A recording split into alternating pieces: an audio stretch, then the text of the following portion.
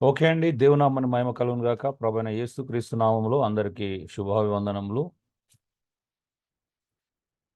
హ్మ్. Praise lord, praise lord. Thank you. So, మనం కోపం అంటే ఏంటో చూశాము. కోపం ఉన్నటువంటి అవతారాలు రెండో పాయింట్‌లో కోపానికి ఉన్నటువంటి అవతారాలు, లక్షణాలు చూశాము. కోపంకు ఉన్నటువంటి అవతారాల లక్షణాలు. అదే మూడో పాయింట్‌లో కోపం యొక్క రకాలు చూశాము. నాలుగో పాయింట్‌లో కోపం యొక్క మెట్లు చూశాము. ఐదో పాయింట్‌లో కోపం యొక్క స్థితులు లేదా ప్రభావాలు చూశాము. అయితే కోపానికి ఈరోజు కారణాలేంటి? కోపానికి 5 బలమైనటువంటి కారణాలేంటి అనేది మనం చూడబోతున్నాం. అసలు ఎందుకు కోపం వస్తదో చెప్పండి? మీకు ఒకవేళ కోపం వస్తే ఎందుకొస్తది? ఒక కారణం చెప్పగలుగుతారా? దయచేసి మీ అందరూ మాట్లాడాలి. మీకు ఒకవేళ కోపం వస్తే ఎందుకొస్తది? ఆశించినది జరగనప్పుడు. ఆశించినది జరగనప్పుడు. ఓకే. ఇంకా ఎవరైనా?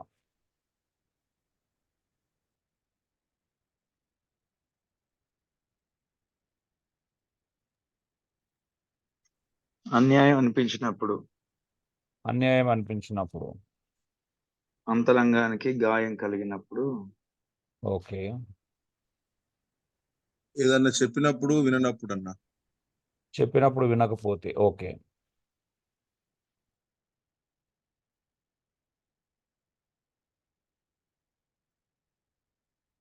ఓకే. కోపానికి 5 బలమైన కారణాలు మనం చూడబోతున్నాం. ఒక బలమైన కారణాలు ఏంటి? మొట్టమొదటి కారణము అయిష్టత. ఫస్ట్ వన్ ఏంటిదంటే అయిష్టత. ఇతరులు చేసేది నీకు నచ్చకపోయినా, నువ్వు చేసేది ఇతరులకు నచ్చకపోయినా కలిగే కోపం. అయిష్టత వలన కోపం చాలా కలుగుతుంది. ఎదుటి వ్యక్తి ఇంట్లో నీకు ఎవరైనా ఏదైనా పని చేస్తున్నప్పుడు నీకు నచ్చలేదు అనంటే, ఇక ఆ వ్యక్తి మీద నీకు విపరీతమైనటువంటి కోపం కలగొచ్చు. లేకపోతే నువ్వు చేస్తున్న దాన్ని ఇతరులు మెచ్చుకోకపోయినా, ఇతరులు దాన్ని సరైంది అని చెప్పకపోయినా, దాన్ని అప్రిషియేట్ చేయకపోయినా, దాన్ని అంగీకరించకపోయినా కోపం వస్తది. అరే! నేను ఇంత చేసినా నన్ను దాన్ని ఎవరు అప్రిషియేట్ చేయట్లేదు, దాన్ని ఎవరు మెచ్చుకోవట్లేదు. ఇగో నేను ఇంత మంచిగా లీడ్ చేసినా, లేకపోతే ఇంత మంచిగా నేను పాట పాడాను, ఇంత మంచిగా బైబిల్ చదివాను, ఇంత మంచిగా నేను ఇవన్నీ చేస్తున్నాను, నన్నెవరు అప్రిషియేట్ చేయట్లేదు, నన్నెవరు ఆహ్, మెచ్చుకోవట్లేదు అన్నప్పుడు గూడా మీ లోపల ఒక చిన్న కోపం కలుగుతది. అవునా? అవునన్నా. అవును. అవును. అవునండి. ఇంకా ఆ టైంలో మన పక్కన ఉన్న వేరే వాళ్ళని మెచ్చుకొని పొరపాటున మనల్ని మర్చిపోయినామనుకో, ఆ కోపం రెట్టింపయితది. చూసినావా నేను ఇంత మంచిగా చేస్తే నన్ను మెచ్చుకోలేదు. ఆళ్ళు ఏం సరిగ్గా చేయకపోయినా ఆళ్ళని మెచ్చుకున్నారు అని కోపం గూడా కలుగుతుంది. సో, అయిష్టత ఒక బలమైనటువంటి కారణమండి. మనకు ఎవరైనా నచ్చకపోయినా వాళ్ళు చేసే ఈవెన్ ఒక్కసారి ఆ వ్యక్తి నచ్చలేదు అనంటే, ఆ వ్యక్తి చేసే ఏ పని నచ్చదిగ. మనకు అతను ఎంత మంచిగా చేసినా నచ్చదు. ఆమె ఎంత మంచిగా చేసినా నచ్చదు. అవునా? ఒక్కసారి మనిషే నచ్చలేదనుకోండి, మనిషి మీదనే అయిష్టత ఏర్పడిందనుకోండి, ఇంకా భయంకరమైన విషయం అవుతది. యెస్. అవునండి. అంతే గదా! మీరొక మనిషిని అయిష్టత ఏర్పడిందనుకోండి. ఒక మనిషి పట్ల మీ హృదయంలో ఒక అయిష్టత, డిస్‌లైక్ అనేది ఏర్పడిందనుకో, ఏం జరుగుతదో ఒకసారి ఊహించండి. ఆ వ్యక్తి ఎంత మంచి పని చేసినా నచ్చదు. అవునండి? ఆ వ్యక్తి ఎంత అవునన్నా. గొప్ప పని చేసినా నచ్చదు. ఆ వ్యక్తి ఎంత ప్రజలకు ఉపయోగపడే పని చేసినా నచ్చదు. ఒక్కసారి మనిషి మీద అయిష్టత ఏర్పడిందనంటే, అది చాలా కోపానికి కారణమవుతుంది. ఇక ఆ వ్యక్తి ఏం చేసినా నచ్చదు మనకు. అది బంధువులో గావచ్చు, స్నేహితులు గావచ్చు, ఇంకా మరెక్కువుంటది. అవునా? ఈవెన్ భార్యకు గూడా అలాంటి అయిష్టత ఉండొచ్చు. లోపల బయటికి మంచిగుండొచ్చు గానీ, లోపల ఒక్కసారి ఆ వ్యక్తి మీద అయిష్టత ఏర్పడిందంటే, వాళ్ళు ఏం జేసినా ఏదో రకంగా మనం అది జేస్తా ఉంటాం. కోపాన్ని ప్రదర్శిస్తా ఉంటాం. అవునా? అవునన్నా. అవును. సో, ఉదాహరణ హేబెల్‌పై కయీను కోపం. హేబెల్‌పై కయీను కోపం జూడండి. కయీను హేబెల్‌ని ఎందుకు కోపగించుకుంటున్నాడు? హేబెల్ ఏమన్నా అన్నాడా అండి కయీన్ నిజంగా చెప్పండి ఎప్పుడైనా? మనకన్నట్టు ఏమన్నా రుజువులున్నాయా? ఏం లేదన్నా. ఏం లేదు. లేదన్నా. పోనీ అలా ఊహించుకోవచ్చా? హేబెల్ ఏమన్నా అనుంటాడని ఊహించుకోవచ్చా మనం? ఊహించుకోకూడదన్నా. ఊహించుకునే అవకాశం గూడా లేదు కదా! హేబెల్ అంత మంచివాడు అనిపిస్తది మనకు. అవునా? అంటే హేబెల్ చాలా మంచివాడు. కానీ మరి కయీనుకి అంత కోపం ఎందుకొచ్చిందండి? అంత అయిష్టత తమ్ముడంటే ఇష్టమా హేబెల్‌కి? సారీ కయీనుకి? ఇష్టమే. ఆ! కానీ దేవుడు ఈయన అర్పణ అంగీకరించకపోయేసి ఉన్నది చెప్పండి. లేని ఇష్టమే ఎట్లా ఇష్టం చెప్పగలుగుతారా? మీరు ఎక్కడ నిజంగా చెప్పండి. కయీన్‌కి హేబెల్ అంటే ఇష్టమా? అంతకుముందు అంత పెద్ద వయసు వచ్చిన వాళ్ళు ఇష్టం లేకుండా ఎలా ఉండగలరు? పెద్దోళ్ళు అయిపోయారు కదా చిన్నప్పటి సంది. ఆ అయిష్టత ఎక్కడ ఏర్పడదని అంటే దేవుడు ఆయన అర్పణ మెచ్చుకుంది కాబట్టి అక్కడ ఏర్పడిందంటే నిజంగా చెప్పండి. నాకు తెలిసిందైతే అంతవరకే గారు. అక్కడే ఏర్పడదు. అంతకుముందు అంటే చరిత్ర లేదు కదా. సరే, ఇంకా ఎవరైనా?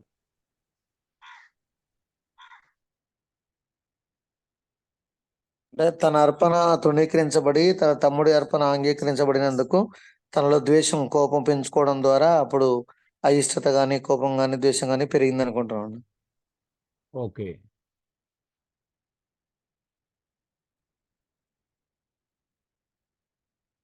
ఇంకా ఎవరైనా?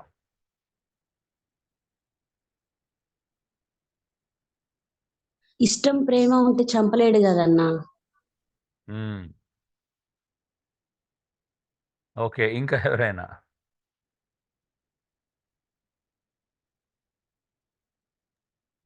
అతని దృష్టి మంచి సంబంధం చెప్పబడింది కాబట్టి ఫస్ట్ నుంచి ఇష్టత ఉండొచ్చు అన్న. మంచి అభిప్రాయం లేనప్పుడు మ్మ్.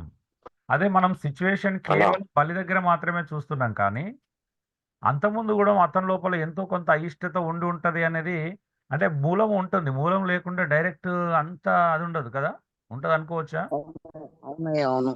ఎస్, కొంచెం ఉండొచ్చు. చంపేంతగా నిజమే, మనకు బైబిల్లో రాయబడింది. అక్కడ అక్కడ ఏంది అని అంటే అక్కడ మొత్తం ఇంకా అతన్ని చంపేంత కోపం చూస్తున్నాం డైరెక్ట్, అవునా? అవునండి. ఇక్కడ మనం మాట్లాడుకుంటుంది అయిష్టత. అయిష్టత వల్ల కోపం వచ్చిందని, కోపం వల్ల అయిష్టత ఏర్పడడం కాదు ఇక్కడ, అవునా? హలో. అవునన్నా. అవునన్నా, లోపల కొంచెం అయిష్టత ఉంది కాబట్టి దాని కోపం ద్వారా వల్ల అయిష్టత రాలేదు, అయిష్టత వల్ల కోపం వచ్చింది, అవునా?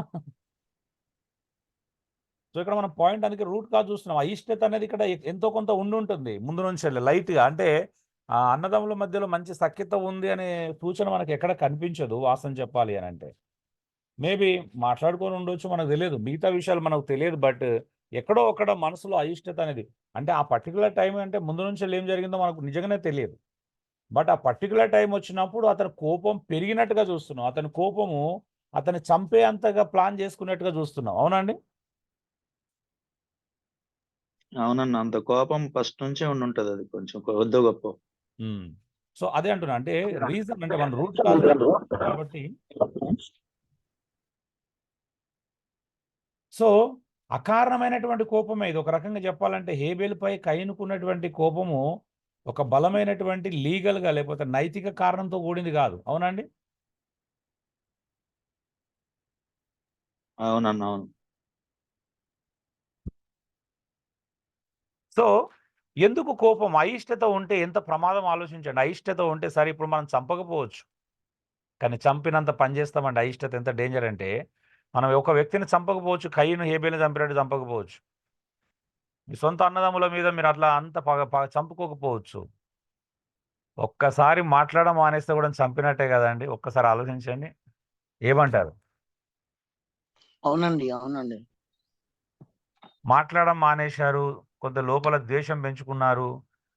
అయిష్టత ముఖం కనిపించగానే, తమ్ముడు కనిపించగానే అన్న బయటకు వెళ్ళడం, అన్న ఇంట్లోకి రాగానే తమ్ముడు బయటకు వెళ్ళడం, ఇలాంటివి జరిగినాయి అనుకో, దాన్ని ఏమంటారండి అసలు? అయిష్టత. నరహత్య, సహోదరుని ద్వేషించువాడు నరహత్య కదా, చేయవాడు. నరహత్యతో సమానం. చంపిన దానికంటే ఎక్కువ ఉంటుంది. ఒక లోపల ఎమోషన్ బయటకు వ్యక్తలేకపోతే అంటే చంపినట్టు ఉంటుంది, అవునా? అవునయ్య, అవును. అవునన్నా, అవును. మీతో ఎవరైనా అలా ప్రవర్తిస్తే మీ ఫీలింగ్స్ ఏంటి చెప్పండి. మీతో ఎవరైనా అలా ప్రవర్తిస్తే ఎలా ఉంటుంది మీకు? ఫీలింగ్ కరెక్టే, కానీ దేవుని వాక్యాన్ని బట్టి, ఆత్మని బట్టి సర్ది చేయబడతాం, క్షమించే స్థితికి వస్తాం. ఆ ఫీలింగ్ ఎవ్వరికైనా వస్తుందండి. గారు, నా ప్రశ్నగానే తీసుకోండి మీరు. అన్ని స్పిరిచువల్ గా మనం ప్రయత్నం చేయొద్దు ఎప్పుడు కానీ. నేనేమన్నాను, ఒకవేళ మన పట్ల ఎవరైనా అలా ప్రవర్తిస్తే ఎలా ఫీల్ అవుతాం అని అడిగాను. ఏం చెయ్యాలని అడగట్లేదు నేను, నెక్స్ట్ ఏంటిదనే స్టెప్ అడగట్లేదండి. చాలా బాగా చేస్తుంది. సబ్జెక్ట్ లో ఉండి మనం వెళ్దాం కొంచెం. ఓకే. బాధేస్తుందా, అంటే ఇబ్బంది పడతామా, ఎమోషనల్ గుండె మండుతుందా, పెయిన్ వస్తుందా రాదా, ఇవి ఫీలింగ్స్ గురించి అడుగుతున్నామండి. చాలా బాధేస్తుందండి. తర్వాత ఏం చేయడం అనేది క్షమించడం, అంగీకరించడం సెకండరీ విషయం. ఫస్ట్ ఫీలింగ్ ఏమని అడుగుతున్నాను నేను. లోకస్తుడి కంటే ఇంకా మనకి ఎక్కువ ఉంటుందండి. ప్రభు నమ్మి వాక్యం చేసి కూడా ఇట్లా ఫీల్ ఇంత మూర్ఖంగా తయారైంది అని ఇంకెక్కువ వస్తుంది మనకే. సో మీ అన్నదమ్ములే మీతో సడన్గా మాట్లాడడం మానేశారనుకో మీకు ఎలా ఉంటుంది? అదే సార్, అదే గారు, ఇంకెక్కువ లోకస్తుడి కంటే ఎక్కువ వస్తుంది. ఇంత దేవుని ప్రార్థన చేస్తూ వాక్యం చేస్తోడు గ్రహించకుండా ఇంత మూర్ఖంగా తయారైంది అబ్బా అని. సో అదే అండి.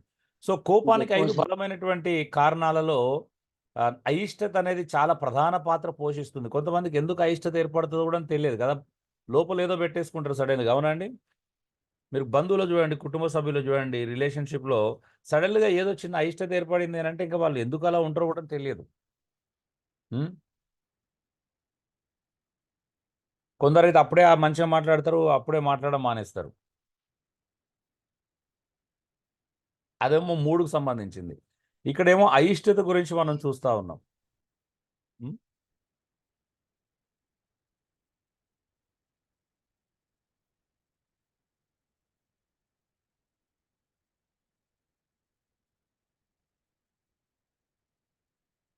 రెండోది గాయం. కోపానికి కారణం ఏంటి అనంటే గాయం. గాయం ఏందంటే అంతరంగానికి కలిగిన గాయం. అంతరంగానికి గాయం కలిగిస్తే కోపము చాలా ప్రభావితంగా పనిచేయడం ప్రారంభిస్తుందండి. కోపానికి రెక్కలొచ్చినట్టే. ఎవరన్నా అంతరంగాన్ని నొప్పిస్తే, అంతరంగానికి గాయం చేస్తే, ఆ మనిషి లోపల ఉన్నటువంటి కోపానికి రెక్కలొచ్చినట్టే. అవునా అండి? మనల్ని ఎవరన్నా ఏమన్నా టచ్ చేస్తే, అనవసరమైన విషయాల్లో టచ్ చేస్తే అంటే ముఖ్యంగా మళ్ళీ ముందు దాన్ని లింక్ చేసుకొని చెప్పినట్లయితే ఒకవేళ మనకిష్టం లేని దాన్ని టచ్ చేస్తే, మనకిష్టం లేని టాపిక్‌ని టచ్ చేసిననుకో చాలా కోపం వస్తది. అవునా అండి? అవునన్నా. హ్మ్. హృదయానికి లేదా మనసుకు గాయం అయినప్పుడు కలిగే కోపం అండి. గాయం అనేది దేనికి సంబంధించింది? అంతరంగానికి గాయం కలిగించే విధంగా ఎవరైనా ప్రవర్తించినప్పుడు, ఎవరైనా మాట అన్నప్పుడు, ఎవరైనా దాన్ని క త టచ్ చేసినప్పుడు కోపం భయంకరంగా వస్తది. కొంతమందిని ఫ్యామిలీస్ నేను ఇప్పుడు చూస్తా ఉన్నప్పుడు విజిటింగ్ చేస్తున్నప్పుడు వ్యక్తిగతంగా గాని, ఫ్యామిలీ పరంగా గాని కొంతమందికి కొన్ని విషయాలు మాట్లాడడం అస్సలు ఇష్టం ఉండదు. ఇప్పుడు కొంతమందికి ఫినాన్షియల్ డిసిప్లిన్ ఉండదు. అంటే ఆర్థిక సంబంధమైన క్రమశిక్షణ ఉండదు. ఒకవేళ ఆ విషయంలో మనం ఒక సహోదరుని సలహా ఇవ్వాలని ప్రయత్నం చేసినాం, సరి చేయాలని చూసినాం అనుకో, ఆ వ్యక్తికి అస్సలు నచ్చదు. ఆ వ్యక్తి ఎంత క్లోజ్‌గా ఉంటాడో, ఎంత మంచిగా ఉంటాడో, ఒకవేళ ఆర్థిక సంబంధమైన విషయాలు వచ్చినప్పుడు టచ్ చేస్తే వెంటనే గాయానికి గురై కోపానికొస్తాడు. కొంతమందికి ఫ్యామిలీ విషయాలు ఇంట్లో భార్య మంచిగా లేదు, లేకపోతే భార్యతో సరిగ్గా సంబంధం లేదన్నప్పుడు, "అయ్యా బ్రదర్ మీరు భార్యతో ఇలా ఉంటున్నారంటే," "బ్రదర్ అన్న మీరు ఏ విషయమైనా మాట్లాడినా భార్య విషయం తీయొద్దంటారు." అవునా? కొంతమంది ఎలా ఉంటుంది అనంటే పిల్లల అవునన్నా. విషయం. పిల్లలు మీరు సరిగ్గా అయితే చూసుకోవట్లేదు, మొబైల్ ఇచ్చి ఇష్టానుసారంగా గారాబం చేసి చెడగొడుతున్నారు బ్రదర్ కొంచెం జాగ్రత్త అంటే, ఆ విషయంలో వాళ్ళకి బయటికి కొంచెం సరే అన్నా కూడా లోపలేముంటది అంతరంగానికి గాయమై కోపం వస్తది లోపల. అవునా? కొంతమంది ఇప్పుడు నాలాంటోడిని చూస్తే బయటికి ఏమని లేకపోవచ్చు. కానీ లోపలేముంటది? కోపం ఉంటదన్న. కోపం కోపం వస్తది. వస్తదా రాదా? మీరే చెప్పండి. అంటే వస్తదన్న. ప్రతి మనిషి లోపల కొన్ని ఏముంటాయంటే కొన్ని ఏరియాలను టచ్ చేయనియ్యరు ఇప్పటికి గూడా. మీలో గూడా ఒక ఏరియాని టచ్ చేయని కొన్ని ఏరియాలుంటాయి మీ లైఫ్‌లో. మీరు ఎక్కడ ఏ విషయం మాట్లాడినా మీరు జోవియల్‌గా తీసుకుండొచ్చు. సరదా నార్మల్‌గా ఉండొచ్చు. కొన్ని ఏరియాలో మీతో టచ్ చేసినప్పుడు మీకు విపరీతమైన కోపం వస్తది. నిజమా కాదా చెప్పండి? అసలు మీరంటే నాకైతే భలే కోపం వస్తుంది అయ్యా. కదా? అవును. హ్మ్. టచ్ చేస్తున్నారు మమ్మల్ని. ఏం చేస్తున్నాం? ఎన్కౌంటర్ అట. ఎన్‌కౌంటర్ టచ్ చేస్తారు. చేస్తున్నాను. టచ్. మాటికి రోజుకి టచ్ చేస్తుండ్రి. కదా! గుండె నేను పగల మామూలుగా టచ్ చేయట్లేదు. నొప్పున్న చోటనే నొప్పిస్తున్నాను గదా! అవునండి. సచ్చోడిని మూలిగే నక్క మీద తాటికాయ పడ్డట్టే ఉంటుంది. హ్మ్. మరి అలా ఇచ్చాడు నాకేం చేయమంటారు చెప్పండి? ఏ లేదు ఈసారి అదే స్నేహితుడు కరెక్ట్. స్నేహితుడు మేలు కోరి గాయం చేయనని అన్న. అది అది మేలు కోరి గాయం చేస్తారు. థ్యాంక్ యూ అయ్య గారు, కరెక్ట్ అది. సో, ప్రతి వ్యక్తి లైఫ్‌లో కొన్ని ఏరియాస్ పెట్టుకుంటారన్నట్టు. అరే! నీతోని ఎప్పటి వరకు బాగుంటా అంటే ఇగో ఈ ఏరియాలో టచ్ చేయనంత వరకు బాగుంటా. ఈ ఏరియాలో మాత్రం టచ్ చేస్తే నా రిలేషన్‌షిప్ బ్రేక్ అవ్వచ్చు, కోపం రావచ్చు, ఏమైనా రావచ్చు. ఏమంటారు? నిజమా కాదా? ఎస్ అండి. అవును. నిజమే అన్న. కొంతమంది ఫినాన్షియల్ విషయంలో టచ్ చేయరు. కొంతమంది మరీ ఊబకాయం పెరుగుతా ఉంటది. పొరపాటున అరే కొంచెం ఎక్సర్సైజ్ చేయండి బ్రదర్ అంటే ఆళ్ళకి అక్కడ కోపం వస్తది. అవునా? నా బాడీ నా ఇష్టం అన్నట్టు ఉంటుంది లోపల. అవునా? నేను ఇట్లనే ఉంటా. అవునండి, అవునండి. అంటే అంతరంగానికి గాయం అనిపిస్తే వాళ్ళ కొన్ని ఏరియాలు ఉంటాయి. ప్రతి ఒక్కరికి అనిపించదు. ఇప్పుడు నాకు కొన్ని విషయాలు అంతరంగానికి గాయం కలదు. మీకు కొన్ని విషయాలు కానీ ఒక్కొక్కరికి ఒక విషయంలో గాయం అనిపించదు. కానీ ఒక్క విషయంలో కొన్ని విషయాలు గాయం అనిపిస్తుంది అన్నట్టు. అలాగా అంతరంగానికి గాయం కలిగించేటువంటి పరిస్థితులు, విషయాలు వచ్చినప్పుడు వాళ్ళకి విపరీతమైన కోపం వస్తుంది. కొన్నిసార్లు అది ఇంట్లోకి వెళ్ళి భార్యల మీద కూడా ప్రదర్శించవచ్చు. ఆ బ్రదర్కి నాకేమో నా పర్సనల్ విషయాలు ఏమో అవసరం, నేను లావు ఉంటే ఆయనకేంది, పొట్టు ఉంటే నాకేంది, నేను పొట్టతో చచ్చిపోతే ఆయనకేంది అని ఆ మాటలన్నీ ఇక్కడ ఇంట్లో చూపిస్తారు. అవునా? హలో. అవునండి, అవునన్నా అవును. అవును. నాకు షుగర్ అవునన్నా. ఎక్కువైతే మీకేందండి, నాకు పెరుగుతుంది, నేను 400 తెచ్చుకుంటా, అవసరం అంటే 500 తెచ్చుకుంటా. ఆ పాస్టర్ గారికి ఏమైంది, ఆ బ్రదర్ నన్ను షుగర్ కంట్రోల్ చేసుకోమని ఎందుకు చెప్పాలా నాకు? నేను ఇట్లనే తింటా, నేను అన్నమే తింటా, చేస్తేనే ఏమన్నా ఎక్కువ రోజులు బతుకుతామా? ఎట్లా ప్రభు దగ్గరికి పోయేది, ఇట్లా మళ్ళీ దానికి ఇంత స్పిరిచువాలిటీ కూడా యాడ్ చేస్తారు. అవునా? హలో. అవునన్నా. కరెక్ట్. ఏమంటారు బ్రదర్స్? అవునన్నా అవును. నిజమే అన్న. సో ఇలాగా వాళ్ళకి కోపం వస్తుంది. ఆ కోపాన్ని ఎక్కడ ప్రదర్శిస్తారు? ఎక్కడెక్కడో ప్రదర్శించవచ్చు కొన్నిసార్లు. అంటే ప్రతి ఒక్క మనిషి కొన్ని బౌండరీస్ పెట్టుకున్నాడు. స్వేచ్ఛనివ్వరు అన్నాడు. అక్కడ అక్కడ కరెక్షన్ చేయనివ్వరు, అక్కడ సరి చేయనివ్వరు అన్నట్టు, అక్కడ టచ్ చేయనివ్వరు. అందుకే ఎప్పుడు అలాగే ఉంటారు అక్కడ. ఏమనంటే నేను ఇంతే అంటారు, నేను చిన్నప్పటి నుండి ఇంతే, ఇట్లనే ఉంటాను నేను. లేకపోతే మన ప్రవర్తన ఇంతే అంటారు. అరే మార్చుకోవాలి. క్రైస్తవంలో ఇంతే అనేది ఉండదు. క్రైస్తవంలో ఇంతే అంటే అర్థం ఉండదు. ఏదైనా నేను ఇంతే అంటే రైట్ కాదు అది. నేను ఇంతే బ్రదర్, నాకు చిన్న చిన్న విషయాలకి కోపం వస్తుంది, మీరే అర్థం చేసుకోవాలంటే రైటే అండి? హలో. కాదన్నా కాదు, సరి చేసుకోవాలి. సరి చేసుకోవాలి. చాలా మంది నేను ఇంతే అనేది కవర్ చేసుకోవడం రైట్ కాదండి. చాలా మంది అంటారు, ప్రతి ఒక్కరికి ఒక బలహీనత ఉంటుంది, నేను ఇంతే అంటారు. నేను ఇంతే అంటే మరి నేను కూడా ఇంతే సరే అవుతుంది, అప్పుడు సరిపోతుంది ఇద్దరికి? హలో. సరిపోదన్నా. ఇప్పుడు ఎవరైనా వచ్చి నేను ఇంతే బ్రదర్ అన్నాను అనుకో, నేను కూడా ఇంతే బ్రదర్ అంటే సెట్ అవుతుంది అంటున్నప్పుడు సహోదరత్వం పెరుగుతుందా? కాదన్న, కాదు, మొండి వాదన కాదు. సో సరికాదు, మనం మార్చుకోవాల్సి వస్తుంది. చాలా విషయాలు మార్చుకోవాల్సి వస్తుంది.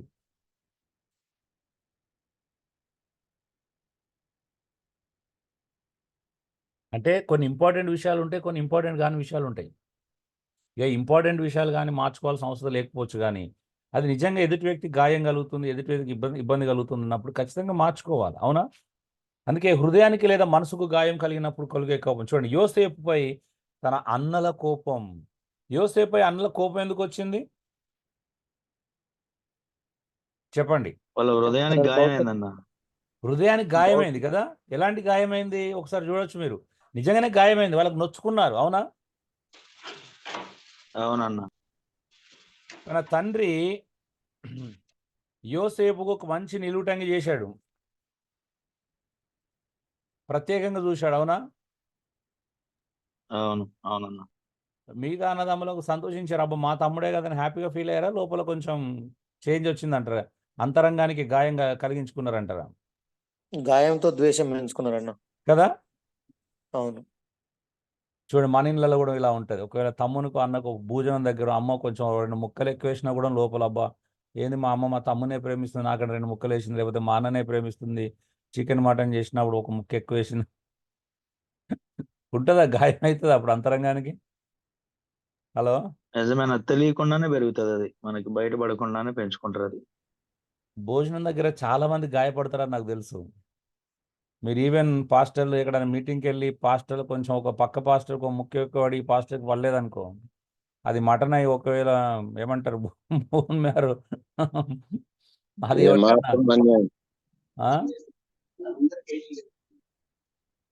కొర్నేల్ గారికి పాపం భూమి ఎక్కడో కంటే టచ్ అవుతున్నట్టు, ఖచ్చితంగా బాధ ఉంటుంది అన్న.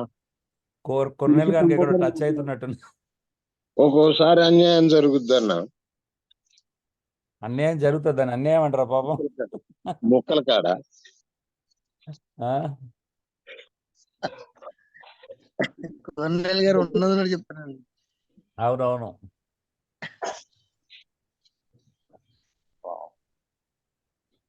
లోపల రగిలిపోతా ఉంటారు అయితే అప్పుడు.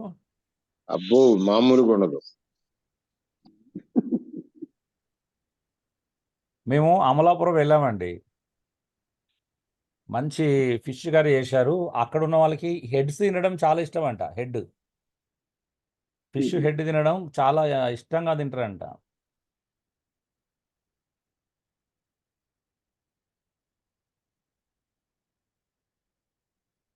సో అక్కడ ఒక ప్రోగ్రాంలో చూసాము, ఆ ఫిష్ తల పడనందుకు ముఖమంతా మార్చుకున్నారండి ఒకరిద్దరు. అంటే కొంతమందికి అంత పిచ్చి ఉంటుంది, అవునా? అవునవును. నిజమేనా? నేనైతే చూశాను మరి. నిజమే అన్న. నిజమేనా, చూసినా అన్న. అంటే అవకాశం కోసం ఎదురు చూసుడే అన్న మళ్ళీ అడగడానికి. ఆ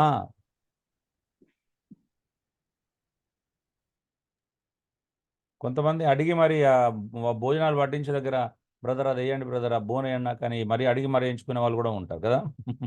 అంటే అది పడపోతే భోజనం అసంపూర్ణం అనుకుంటారేమో బహుశా.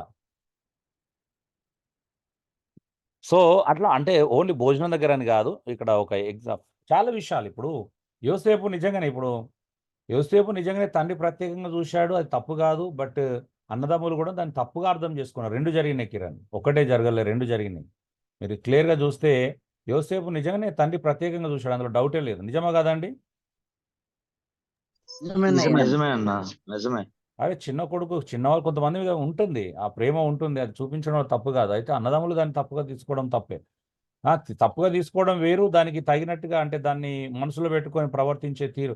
ఎందుకంటే ఇదొక్కటే ఇక్కడ స్టార్ట్ అయింది, అంతరంగానికి గాయం అవడం ఇక్కడ స్టార్ట్ అయింది. కానీ ఇంకా చాలా కారణాలు ఉన్నాయి. యోసేపు మీద తన అన్నలకు కోపం కలగడానికి యోసేపు దర్శనం రావడం, ఆ దర్శనం చెప్పడము కదా, వాళ్ళ ఆయన పనుల దగ్గర తలదించుకున్నట్టుగా చూపించడము, ఈ దర్శనాల వలన కూడా అమ్మ అంటే వీడు మాకంటే గొప్పోడు అవుతాడా, మాకంటే మేమందరం మా నాన్న మేమందరం కలిసి కాలు పట్టుకుంటామా అన్న ధోరణి ఆలోచన కలిగింది. అవునా కదండి? అవునన్న, వాళ్ళు చంపుకొని తిన్న వాటి విషయం సమాచారం కూడా చెప్పాడు కదా తండ్రి. మూడోది, గొర్రెలను చంపుకొని తిన్న సమాచారం తండ్రికి ఇవ్వడం ద్వారా కూడా ద్వేషం పెరిగింది. అంటే చాలా రీజన్స్ ఉన్నాయి, మల్టిపుల్ రీజన్స్ ఉన్నాయి, ఒక రీజన్ లేదు. యోసేపుకు కలలు రావడం అంటే కొంతమందికి మనకంటే ఎక్కువ టాలెంట్స్ ఉంటే కూడా అంతరంగాన్ని గాయం చేసుకుంటారు. నిజమా కాదు చెప్పండి? హలో, నిజం. సంఘాలలో మనకంటే ఎవరైనా బాగా వాడబడుతున్నారు, మనకంటే మంచిగా వాడబడుతున్నారు అంటే కొంచెం ఇతడు సైడ్ అవుతున్నాడు అంటే లోపల అబ్బాబాబా ఏం మామూలు యుద్ధరంగం స్టార్ట్ కాదు. అవునా? అవునన్నా. అంటే అక్కడ యుద్ధరంగం పెరుగుతుంది మెల్లగా, అంటే యుద్ధానికి కావాల్సిన ఏర్పాట్లు జరిగిపోతాయి. ఎంత గాయపడతామో, ఎంత నొప్పించబడతామో. అవునా? అంతెందుకండి, పాస్టర్ల మీటింగ్లో ఒక పాస్టర్ని ప్రేయర్ ఇచ్చి ఇంకో పాస్టర్ని స్టేజ్ మీద పిలిచి ప్రేయర్ చేయకపోతే కూడా ఎంతమంది అంతరంగానికి గాయాలు కలిగే. నాకు తెలిసి ప్రపంచంలో అందరికంటే ఎక్కువగా పాస్టర్లకి అంతరంగ గాయాలు ఎక్కువ కలిగి ఉంటాయి. ఏమంటారు? ఎక్కువగా మాకు అందుకనే గొడవలు వస్తున్నాయి. స్టేజ్ మీద ఒక పొరపాటున మర్చిపోయి పిలవకపోయినా, స్టేజ్ మీద చైర్ వేయకపోయినా, ఎవరికన్నా ఏదన్నా ఇచ్చి వీళ్ళకి ఇవ్వకపోయినా, అప్పుడప్పుడు పెళ్లి కార్డుల మీద కానీ పేరు వేయకపోయినా, పేరేసి మళ్ళీ ముందు రెవరెండో లేకపోతే ఇంకేదో పెట్టకపోయినా, పాస్టర్ అని పెట్టకపోయినా, మీటింగ్ పాంప్లెంట్స్లో మళ్ళీ ముందు పేరుకు ముందు వాళ్ళు సో అండ్ సో రెవరెండ్లు వాళ్ళకు ఉండే బిరుదులు పెట్టకపోయినా, అబ్బాబాబా ఎంత అంతరంగానికి గాయమవుతుందో. నిజమేనా? నిజమే అన్న. కళ్ళారా చూసినాం ఆ గొడవలనే, బిషప్ అన్నందుకే. ఇవి అంతరంగానికి గాయం అవడమే కాదు, గొడవలు కూడా కారణమైతే. నిజమేనా? కొట్టుకురు అన్న, కొట్టుకురు, పాస్టర్లే కొట్టుకురు రెవరెండ్ పిలవనందుకు, బిషప్ పిలవనందుకు. అందుకే వీళ్ళ ఓపిక ఆయన బలహీనత అయిపోయింది. నేను కూడా ఇంతకుముందు చెప్పాను కదా ఒకసారి ఒక పాస్టర్ మీటింగ్లో, ఈయన పేరు లెటర్ ప్యాడ్ మీద కిందికి వచ్చింది, ఆ ఎగ్జిక్యూటివ్ మెంబర్స్లో కిందికి వచ్చిందని గొడవ పెట్టుకున్నాడు. నేను అడిగాను పక్కన, మరి పాపం కిందికి ఎందుకు వేసిరు, ఆయన చిన్న చిన్న విషయాలకు అలాంటి అలిగే వ్యక్తి అయితే కింది ఎందుకు వేసిరు అని అంటే, లేదు సార్ లేదన్నా, అది ఆల్ఫాబెటికల్ ఆర్డర్లు వేస్తే కిందికి వచ్చింది అన్నారు. ఆయన పేరు వైతో స్టార్ట్ అవుతుందంట. మరి ఏం చేస్తాం పాపం? ఎంత పెద్ద గాయమైంది అంతరంగాన్ని. నన్ను ఇంత చిన్న చూపు చూస్తారని పెద్ద గొడవ అయిందట.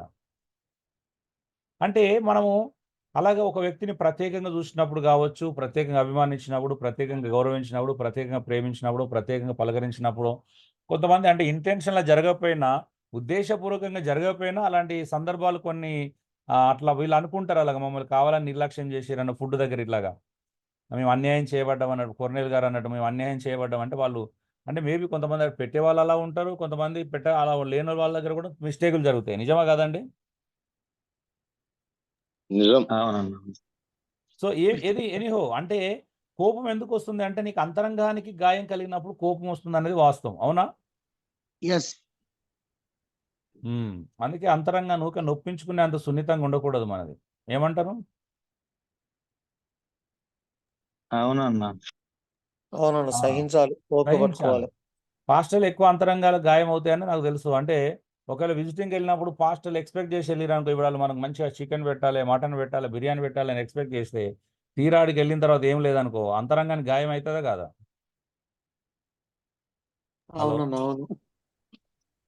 లేకపోతే అక్కడికి వెళ్ళగానే మనకు మంచి కానుక పెట్టాలని ఎక్స్పెక్ట్ చేసినాం అనుకో, వాళ్ళు కానుక పెట్టలేదు అనుకో, ఫుల్ గాయం అవుతుంది. నిజమా కాదే చెప్పండి? మామూలుగా కూడా కాదు. ఉం? అవుతుంది నిజమే. పోనీ మీరు తీరా వెళ్ళిన తర్వాత ఒక దొడ్డు కవర్ పెట్టి చేతులు, అబ్బా ఎన్ని డబ్బులు ఉన్నాయో అని మీరు ఆశపడి ఇంటికి వస్తున్నారు. ఇంటికి తీరా చూస్తే అన్ని 100 రూపాయల నోట్లు ఉన్నాయి అనుకో, మీ ముఖాలు చూడాలి, మీరు అంతరంగానికి అనే గాయం ఎలా ఉంటుందో ఒకసారి ఊహించుకోండి. హలో, అవునన్నా. ఇంకేంటి పాత్రం మీద గసిరించుకోవటమే, నువ్వన్నా చెప్పొద్దు.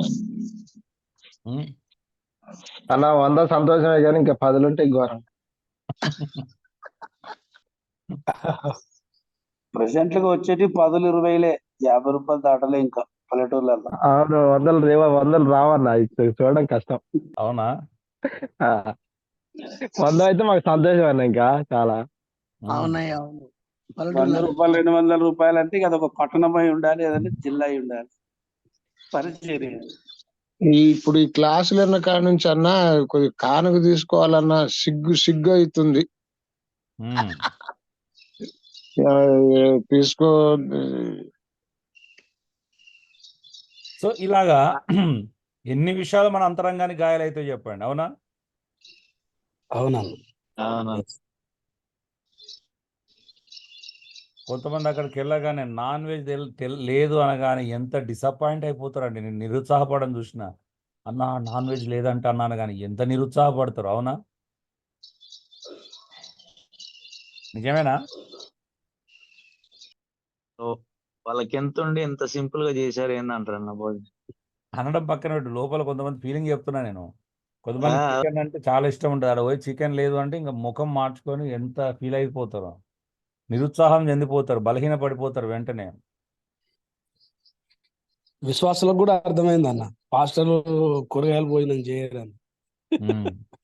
బై మిస్టేక్ అలా ఇప్పుడు. అలా అన్ని అలా అలా ప్రిపేర్ చేసుకున్నారు వాళ్ళని సైకలాజికల్ గా కదా, పాస్టర్లు అందరు కలిసి. అవునండి. మా పితరుల కాడ నుంచే వస్తుంది అది. ఉమ్. మన మీద అసలు మోపుకోవద్దన్న. అమ్మో. పునాది జడదని అంటే నేను 2001లో ఫస్ట్ పరిచర్య స్టార్ట్ చేసినప్పుడు ప్రభు నాకు ఒక విషయం నేర్పించాడు. ఏంటంటే వెళ్ళు అంతే, ఏమి ఎక్స్పెక్ట్ చేయకుండా ఇల్లు అన్నారు. అది నేర్చుకున్నానండి. నాకు ఇప్పటివరకు అందుకే నా సంతోషం నాతోనే ఉంది ఇప్పటివరకు, 20 సంవత్సరాల నుంచి వెళ్ళి ఏం ఎక్స్పెక్ట్ చేయకుండా వెళ్ళు అని. విజిటింగ్కి వెళ్ళేది, సువార్త చేసి వచ్చేది. అలా ఎండాకాలం సమ్మర్లో ఎక్కువ తిరిగేది. సమ్మర్లో తిరిగినప్పుడు నిజంగా చాలా ప్రాబ్లం అయ్యేది. కానీ ఎవరన్నా పిలిచి చల్లగా మంచిగా కూర్చుని నిమ్మరసం ఇచ్చి తాగినప్పుడు ఎంత హ్యాపీగా ఉంటుందండి. ఏం ఎక్స్పెక్ట్ చేయకుండా వెళ్ళినప్పుడు, సాయంత్రం అయినప్పుడు లేట్ అయిన బ్రదర్ ఎవరైనా పిలుచుకొని భోజనం పెట్టే వాళ్ళు ఉంటుండే. అంటే నాతో వచ్చేవాళ్ళు ఉంటుండే, వాళ్ళు ఎక్స్పెక్ట్ చేస్తుండే భోజనం కానీ, ఎవరైనా పిలిచి కానుక పెట్టాలి, ఎవరైనా పిలిచి మంచిగా చికెన్ అన్నం పెడితే బాగుండు, ఎవరైనా మంచిగా మంచి గడ్డలు గడ్డలు పెరుగు అన్నం పెడితే బాగుండు చికెన్ వేసి. ఇలా నాతో వచ్చేవాళ్ళు సహోదరులు వాళ్ళు ఎక్స్పెక్ట్ చేసేవాళ్ళు. ఏం దొరకనప్పుడు ఇలా ముఖాలు చూడాలి, ఎంత బాధపడేవాళ్ళు, ఎంత గింజుకునే వాళ్ళు, ఎంత నొప్పి ఫీల్ అయ్యేవాళ్ళు, ఎంత సనుక్కునే వాళ్ళు, వస్తున్నప్పుడు ఎంత గొనుక్కునే వాళ్ళు, ఇంటికి వచ్చే వరకు సనగడం గొనగడం. మళ్ళీ ఇంకొక ఏరియాలో కూడా మళ్ళీ వేరే రోజు వెళ్తున్నప్పుడు ఇంకో కొత్త బ్రదర్ వచ్చిన వాళ్ళకి చెప్పుకుంటూ మళ్ళీ బాధపడేవాళ్ళు. మేము పలానా దగ్గరికి వెళ్ళామంటే కనీసం మంచినీళ్ళు ఇవ్వలేదు, భోజనం పెట్టలేదు, కాఫీ ఇవ్వలేదు, కనీసం టీ బొట్టు కూడా పోయలేదని ఇలాగా సనగడము గొనగడం. అబ్బాబ్బా ఏం చికాకు చేసేదంటే, అరే హ్యాపీ, ఏం ఎక్స్పెక్ట్ చేయకుండా పోతే మనం ఏం ఎక్స్పెక్ట్ టీ తాగమన్నా కూడా హ్యాపీ, అవునా అండి? అవునా. ఎస్. ఎవరన్నా పెడితే తినాలా, లేకపోతే లేదు, అంతేగాని ఎక్స్పెక్ట్ చేసిపోయి ఇలా హృదయానికి గాయం చేసుకునే వాళ్ళు చాలా మంది ఉంటారు. ఈవెన్ పరిచర్యలే కాదు, బంధువుల దగ్గర కూడా ఎక్స్పెక్టేషన్స్ ఉంటాయి, అవునా? ఎవరైనా బంధువుల ఇంటికి వెళ్ళగానే మంచిగా చూసుకోవాలి, మంచిగా పెట్టాలనుకో, తీరాడిపోతే ఆడ పరిస్థితులను బట్టి వాళ్ళు పొరపాటున ఏం తెచ్చడానికి ఎవరు లేరనుకో, ఇంట్లో బయటకు పంపించడానికి ఎవరు లేరనుకో, అప్పటికప్పుడు ఏదో ఇంట్లో 2 ఎగ్స్ ఉన్నాయని ఉడకబెట్టి పెట్టిరనుకో, వీళ్ళకి అబ్బాయి నాన్ వెజ్ పెట్టలేదని లోపల కుత అంటే కోపం వస్తూ ఉంటుంది. అవునా? అవునా? వాళ్ళు తినేటప్పుడు చెప్తారు పాపం, అంటే వాళ్ళు నిజంగా జినాయిన్ కాదే ఏదో తెద్దాం అనుకున్న ఎవరు లేరని, నాకు పంపించడానికి ఏం లేదు, ఎవరు లేరు, ఇలా పరిస్థితి ఇలా ఉండిపోయింది, దానికి ఏం లేకపోయినా అంటే వాళ్ళు తేవాలని ఉంటుంది. కానీ కొన్ని పరిస్థితులలో అంటే మనిషి అర్థం చేసుకోడు ఎదుటి వ్యక్తిని పరిస్థితిని. అట్లా హృదయానికి గాయమే గాయం గాయం గాయం చేసుకుంటూనే ఉంటాడు. బట్టల దగ్గర గాయమే, తిండి దగ్గర గాయమే, అన్నిటి దగ్గర గాయమే. అవునా?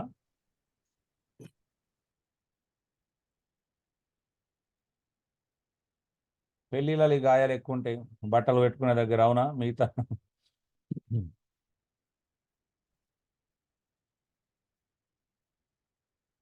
లేకపోతే యోసేపు లాగా నీతిగా ఉన్నప్పుడు కూడా ఎదుటి వ్యక్తికి ఆ నీతి ఇష్టం లేకపోతే గాయపడతాడు. నిజమేనా? ఎదుటి వ్యక్తి మంచోడైతే కూడా గాయమే. ఏమంటారు? అవునయ్యా, అవునవునయ్యా. ఇప్పుడు మనతో పాటు మీతో పాటు నాలాంటి వాడు వచ్చిండు అనుకోండి, మీకు ఎంతో గాయం ఉంటుంది. అబ్బాయి అయ్యగారితో పోతే డబ్బులు తీసుకోడు, మళ్ళీ అద్దంటాడు. అంటే ఇప్పుడు అబ్బాయి ఎలా ఉంటుంది, ఈయన వద్దనేసరికి మాకు కూడా పోయిందిరా బాబు అనుకొని అనుకునే వాళ్ళు వచ్చిర్రు అనుకో, పెయిన్ ఉంటుందా ఉండదా? ఉంటది. ఇడు ఇది తినడు, జరిగిందయ్యా, స్వయంగా చూశాను. ఉంటది. ఇలా ఇడు తినడు తిననీయడు. అవునా? అంతే అవునయ్యా. అంతే. మా పాస్టర్ గారు ఏమిటి పరిచర్యకి వెళ్ళినప్పుడు మేము కష్టపడి పని చేసేవాళ్ళం, ఆయన గంతంత తినేవాడు, నేను దిట్టంగా లాగిచ్చోడిని. ఉమ్. ఏందబ్బా సలము సలమ్మ అంటుండు అని ఎన్నిసార్లు గాయపరుచుకున్నా ఆయన్ని. అవును, మీకు తినాలందో ఆయన పెడతా ఉంటే చాలా అంటున్నాడు. ఆయన బైపాస్ తినాలంటే మీకు వాస్తవేనా దాన్ని ఇది? తినలేకుండా మీరు ఉండలేరు. అవునవును. ఎలా మేము మరి? ఇలాగా అంటే ఇప్పుడు యోసేపు ఉన్నాడు, తండ్రికి తన అన్నదమ్ములు చేసే తప్పుడు పనుల గురించి సమాచారం ఇవ్వడం వల్ల కోపం వస్తుంది. అవునా? అంటే అవునండి. గాయానికి రకరకాల కారణాలు. రేపు నీకంటే గొప్పగా ఎదిగి నేను చూసుకుంటాను అనుకో, ఇలా కోపమే. అంటే చూడు, ఇప్పుడు పరిస్థితులు అలా దేవుడు అలా నడిపిస్తున్నాడు అంటే అలా మన జీవితంలో కూడా కొన్ని అలాంటి పరిస్థితులు ఉన్నప్పుడు ఎదుటి వ్యక్తి తొందరగా గాయాల పాలవుతూ ఉంటాడు, అంతరంగంలో నొచ్చుకుంటాడు, అసూయ పడతాడు. చాలా కారణాలు ఉంటాయి. కోపం ఎన్ని రకాలుగా అవతారం ఎత్తుతో మనం చూసాం కదా. దాదాపు 26 రూపాయలు చూసాం. అందులో అసూయ ఉంది, ద్వేషం ఉంది, కలహం ఉంది, కొట్లాటలు ఉన్నాయి, అన్నీ ఉన్నాయి, మత్సరం ఉంది. మూడోది కోపానికి కారణం అన్యాయం. నీకు న్యాయం అనిపించింది భంగమైనప్పుడు, అవునా? నీకు న్యాయం అనిపించింది భంగమైనప్పుడు కూడా కోపం అనిపిస్తుంది. అది నీకు న్యాయం అనిపించినప్పుడు భంగమైనప్పుడు కోపం కావచ్చు, అది నిజంగా అన్యాయం జరిగినప్పుడు కోపం కావచ్చు. 2 రకాలు ఉంటుందండి. అంటే అది కంపల్సరీ అన్యాయం అని కాకపోవచ్చు, నీకు అది న్యాయం అనిపించవచ్చు. ఒక నిజంగానే అది లీగల్గా అన్యాయం అనిపించవచ్చు. అది అన్యాయం జరిగినప్పుడు కూడా కోపం వస్తుంది. నాకు ఎక్కువగా అన్యాయం జరిగినప్పుడు కోపం వస్తుంది. ఎవరైనా మోసం చేసిందని తెలియగానే, ఎవరైనా అన్యాయం చేసిరని తెలియగానే చాలా కోపం వస్తుంది. ఇప్పుడు దావీదునోడు చూసినావు, రాజుగా నాతాను వచ్చి ఒక 100 గొర్రెలు ఒక గొర్రె ఉన్న కథ చెప్పినప్పుడు 100 గొర్రెలు ఉన్నాడు, ఒక గొర్రె ఉన్నాడు కూడా తీసుకొని తన ఇంటికి వచ్చిన అతిథికి ఆహారం పెట్టిండు, ఆ గొర్రెను వధించి పెట్టిండు అనగానే దావీదు కోపం వచ్చిందా అండి? హలో, కోపం గట్టిగా వచ్చిందా నార్మల్గా వచ్చిందా? గట్టిగా వచ్చిందన్న. గట్టిగా బాగానే వచ్చిందండి. గట్టిగా వచ్చింది. తన రాజ్యంలో కూడా ఇంత అన్యాయం చేస్తున్నాడా అని చెప్పేసి కోపానికి వచ్చాడు. అవునా? అవునయ్యా. చూడండి, అది అన్యాయమే, అక్కడ నిజంగా అన్యాయం జరిగింది. ఇక్కడ మరొక ఉదాహరణ కూడా మనం చూడొచ్చు. సౌలుపై యోనాతాను కోపం అలగడం ద్వారా ప్రత్యక్షపరిచాడు. అవునా? వ్యక్తపరిచాడు. ఎక్కడ? మొదటి సమయంలో 20:32-34లో దావీదు విషయంలో దావీదు నాతాను చెప్పిన తర్వాత, సారీ, యోనాతాను చెప్పిన తర్వాత మీ నాన్న ఇలా చేస్తున్నాడు అంటే అది నిజమో కాదో యోనాతాను తెలుసుకుంటాడు. అవునా? తెలుసుకున్నప్పుడు సౌలు మీద కోపం వస్తుంది. ఎవరికి? యోనాతానికి. వచ్చిందా? వచ్చిందన్న. వచ్చి ఏం చేశాడు? అదే రాజుతో తెలిసినట్టు భోజన బల యుద్ధ తినడం మానేశాడు. అక్కడ మానేశాడా? మానేశాడు, రాలేదు అసలు. రాలేదు, భోజనానికి అలిగాడు. అవునా? అలగడం ద్వారా వ్యక్తం చేశాడు. తన కోపాన్ని ఎలా చూపించాడు? తండ్రి కాబట్టి, తండ్రి రాజు కాబట్టి ఈయన కొంచెం అలగడం ద్వారా చూపించాడు. నిజమేనంటారా? నిజమే అన్న. అంటే దావీదును తన తండ్రి దావీదుకి అన్యాయం చేస్తున్నాడని, తన స్నేహితునికి అన్యాయం చేస్తున్నాడని తెలియగానే అలా చేశాడు.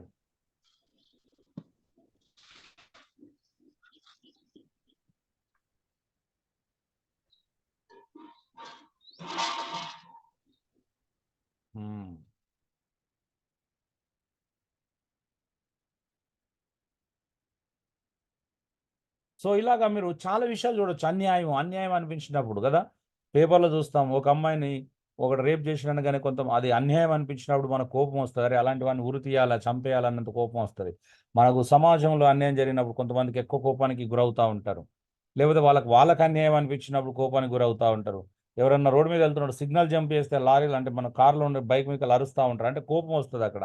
అంటే ఇష్టానుసారంగా ప్రవర్తించినప్పుడు, కొంచెము సిస్టమేటిక్గా లేనప్పుడు, అన్యాయంగా ప్రవర్తిస్తున్నప్పుడు, అన్యాయం చేస్తున్నప్పుడు చాలా మంది కోపం వచ్చే అవకాశం ఉంటుంది. లేదా కొన్నిసార్లు ఇది అన్యాయం కాకపోయినా వీళ్ళకి అది అన్యాయం అనిపించినప్పుడు కోపం వస్తుంది. కొన్నిసార్లు అనిపించే అన్యాయం కూడా ఉంటుంది. అవునా అండి? మనకు మనం పెట్టుకుంటాం కొన్ని కండిషన్స్, ఇది తప్పు, ఇది ఒప్పు అని. కొంతమందికి మందిరంలోకి చెప్పులు వేసుకొని రావడం అన్యాయం అది. అవునా? అలా కోపం వస్తుంది. ఎవరైనా అలా చెప్పులు వేసుకొని రాగానే అన్నట్టు లోపల మండిపోతారు. అవునా? అవునయ్యా, ఇది కొంచెం క్లారిటీ గారు. కొంతమంది వేరే వాళ్ళు అమెరికా వాళ్ళు వస్తే బూట్లతోనే పులిపిన కాడికి వెళ్తున్నారు. ఇండియాలో ఇట్లా ఉంది. ఇది ఎట్లా మళ్ళీ వేరే వాళ్ళకి వాక్యం తెలుగులో ఇట్లా ఉంటుంది. మోషేతో ప్రభు మాట్లాడినప్పుడు ఇది పరిశుద్ధమైన స్థలం ఒక్క నిమిషం నేను తొందరపడకండి. అది మనం కట్టుకున్న సిద్ధాంతం. మోషే సందర్భంలో మనం కట్టుకున్న సిద్ధాంతం. దేవుడు అక్కడ ఎవరికి చెప్పలేదు కదండి. ఇప్పుడు మిగతా ఏరియాలో చెప్పలేదు కదా. మరి అప్పుడు యేసుప్రభుతో 12 మంది శిష్యులు తిరుగుతున్నప్పుడు నేను మీ సన్నిధిలో ఉన్నారు, చెప్పులు వేసుకొని తిరగొద్దని చెప్పలేదు కదా. సో ఇప్పుడు దాని ప్రత్యేకమైన సందర్భాన్ని తీసుకొచ్చి సహజంగా అందరికి రుద్దడం అనేది అది మూర్ఖత్వం అవుతుంది. మనం కట్టుకున్న సిద్ధాంతం కదా.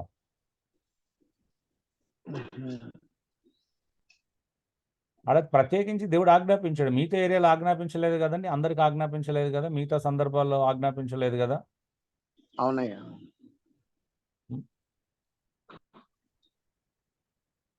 కొండ మీద మాత్రమే, ఇప్పుడు కొండ దిగినాక వేసుకోవద్దని చెప్పలేదు కదా. మళ్ళీ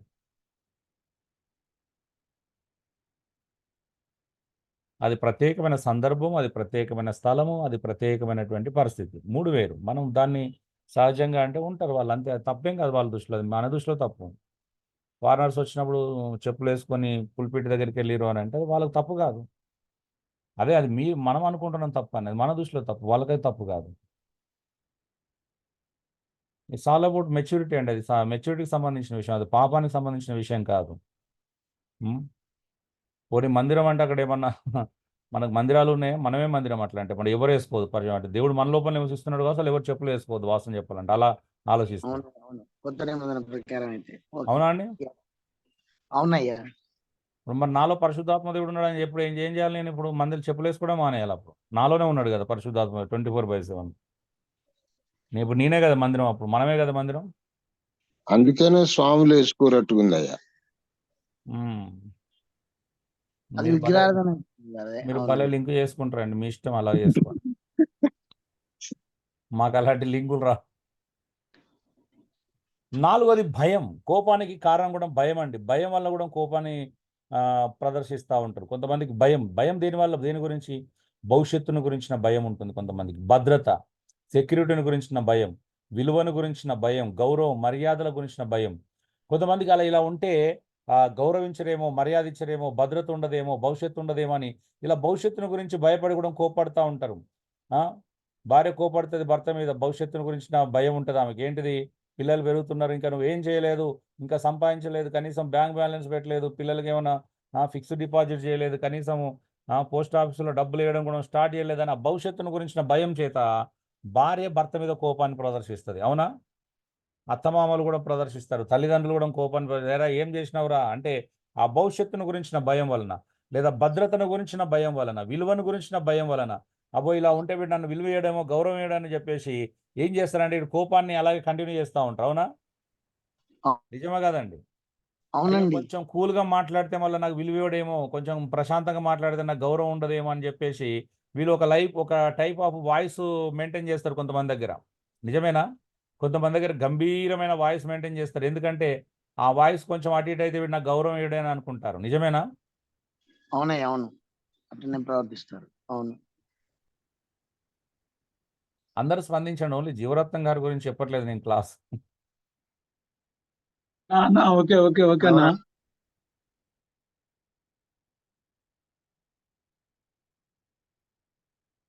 సో ఉదాహరణ మనం బైబిల్లో చూద్దాం ఎంత పరిస్థితి. ఇవన్నీ చూడండి, ఇవన్నిటి కూడా హత్యకు దారి తీసినాయి తెలుసా. ఉదాహరణ దావీదుపై సౌలు యొక్క కోపం ఎందుకు వచ్చింది? 1 సమూయేలు 18వ అధ్యాయం 5 నుండి 15 కానీ 28, 29. ఎప్పుడైతే దావీదు గొలియాతును చంపిన తర్వాత దావీదు 10,000 సౌలు 1000 అనగానే స్టార్ట్ అయింది. అవునండి. అవునన్నా. అన్న సౌలుకు ఎక్కడ స్టార్ట్ అయింది? దావీదు జేకొట్టు 10,000 సౌలు 1000 అనగానే ఇక స్టార్ట్ అయింది. భవిష్యత్తును గురించిన భయం పట్టేసుకుంది సౌలుకి, భద్రతను గురించిన భయం పట్టేసుకుంది, విలువ గౌరవం గురించిన భయం పట్టేసుకుంది. అమ్మ దావీదు 10,000 అంటున్నారు, నన్ను 1000 అంటున్నారు, అమ్మో ఇంకెక్కడ దావీదును రాజును చేసి నన్ను ఎక్కడ పక్కన వారేస్తారని భయం పట్టుకుందా లేదండి? పట్టుకుందాం. మామూలుగా పట్టుకోలేదు సౌలుకి, మీరు గమనించండి. అవునా? ప్రాణాలు పోయేంత భయం అండి, ప్రాణాలు ఎంత పోయేంత భయం పట్టుకొని ఇక దావీదును ఎన్నిసార్లు చంపడానికి ట్రై చేశారు మీ అందరికి తెలుసు. అవునా? సందు అవునయ్య. దొరికితే ఈటేస్తున్నాడు, సందు దొరికితే చంపించాలని ప్రయత్నం చేస్తున్నాడు. ఎంత భయం చూడండి. అంటే మీరు చూడండి, అక్కడ ఇప్పుడు యోసేపై అన్నదమ్ముల కోపం వచ్చినప్పుడు కూడా భయం, అంటే ఆ భయం అంటే అంతరంగాన్ని గాయమైనప్పుడు అతన్ని అప్పగించి చంపాలని చూశారు, బావిలో పడేసి. అవునా? మీరు చూడండి, ప్రతి గాయం దగ్గర ప్రతి కోపానికి కారణమే ప్రతి దగ్గర చావు దగ్గర దాకా వెళ్ళారు. అవునా అండి? హలో, అవునయ్య, అవును అవునండి. అవునన్నా. హత్యకు దారి తీసిన సంఘటనలు ఇవన్నీ మీకు ఎగ్జాంపుల్ చూపిస్తున్నాయి బైబిల్లో. అయిష్టత ఏర్పడినప్పుడు కయ్యను హేబెల్ని చంపాడు. అవునా? యోసేపును తన సొంత అన్నదమ్ములు ఏం చేశారండి? బావిలో పడేసి ఐగుప్తులకు అమ్ముకున్నారు. చంపాలని చూశారు, కానీ ఒకటి సలహా ఇవ్వడం ద్వారా అమ్ముకున్నారు, లేకపోతే చంపేసేవాళ్ళు. నిజమా కాదండి? అవునయ్య, అవును. ఆ 10 మందిలో ఒకటి సలహా ఇవ్వడం ద్వారా మానేశారు, లేకపోతే చంపేవాళ్ళు కాకపోతున్నా. మీరు ఆలోచించండి, చంపాలని ఆలోచన జరిగిందా? జరిగిందండి. చంపాలని చూశారన్న. చంపాలని చూశారు. ఇవి సీరియస్ విషయాలండి. అంటే మీరు కోపం అంటే నేను నార్మల్గా మాట్లాడుతున్నాను అనుకున్నారు. అంటే ఆ ద్వేషం ఎంత ప్రమాదకరంగా ఉంది అంటే ఇప్పుడు మనము, నేను అందుకే చెప్పాను, లిటరల్గా మనం కయ్యన్లాగా హేబెల్ని చంపకపోవచ్చు, కానీ మన ద్వేషం చాలండి ఎదుటి వ్యక్తిని చంపడానికి. అతని లోపల ఉన్న మంచితనాన్ని, ప్రేమను అన్ని చంపేయచ్చు మనం కోపంతోనే. చంపలేమా? ఎస్, అవునయ్య. చాలా డేంజర్ అండి. కోపం మనిషిని చంపేస్తుంది, మనిషిని బ్రతుకును దుర్భరం చేస్తుంది. ఇక మనిషి మారాలని కూడా అనుకోడు.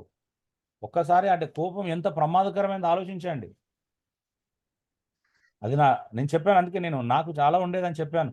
అంటే ఎంత డేంజర్ అసలు, ఎన్న ఎమోషన్ చంపేస్తుంది, మనిషి లోపల రిలేషన్షిప్ చంపేస్తుంది, మనిషి మధ్యలో దూరాన్ని పెంచుతుంది. అది చేసే ఫలితాలు చాలా భయంకరమైనవి. అందుకే చూడండి, సౌలు కూడా భయంతో దావీదు మీద కోపం పెంచుకొని దావీదుని చంపాలని చూస్తున్నాడు. కోపం చాలా ప్రమాదకరమైందండి. ఎంత ప్రమాదకరమైందంటే అది ఇంత చంపాలన్నంత కసిని పెంచుతుందంటే ఆలోచించండి. ఒక్కసారి ఈ కోపానికి బలమైన కారణాలు చూస్తున్నప్పుడు ఆ 26 రూపాలు, అవతారాలు జ్ఞాపకం చేసుకోండి. క్షమాలేమితనం పెంచుతుంది కదా, అసూయ, ద్వేషం పెంచుతుంది, కోపం పెంచుతుంది, క్రోధాన్ని పెంచుతుంది, పగను పెంచుతుంది, ప్రతీకారాన్ని పెంచుతుంది, కొట్లాట కారణం అవుతుంది, ఈర్ష్య కారణం అవుతుంది. అవునా? మత్సరానికి కారణం అవుతుంది. ఎన్ని చూసామండి? అందులో ఏదో ఒక రూపం ఎత్తుతుందా చెప్పండి? అందరూ ఒకే స్థాయిలో కోపం చూపించకపోవచ్చు, కానీ ఆ 26 చెప్పిన దాంట్లో 26 అవతారాల్లో మీలో కోపం ఏదో ఒక అవతార రూపం ఎత్తుతుందా చెప్పండి? ఎదుగుతుందన్న ఖచ్చితంగా. మీరు ఎవరిని తప్పించుకోలేము అక్కడ నుంచి వెళ్ళి. వెరీ సీరియస్ విషయం అండి, తప్పించుకోలేం.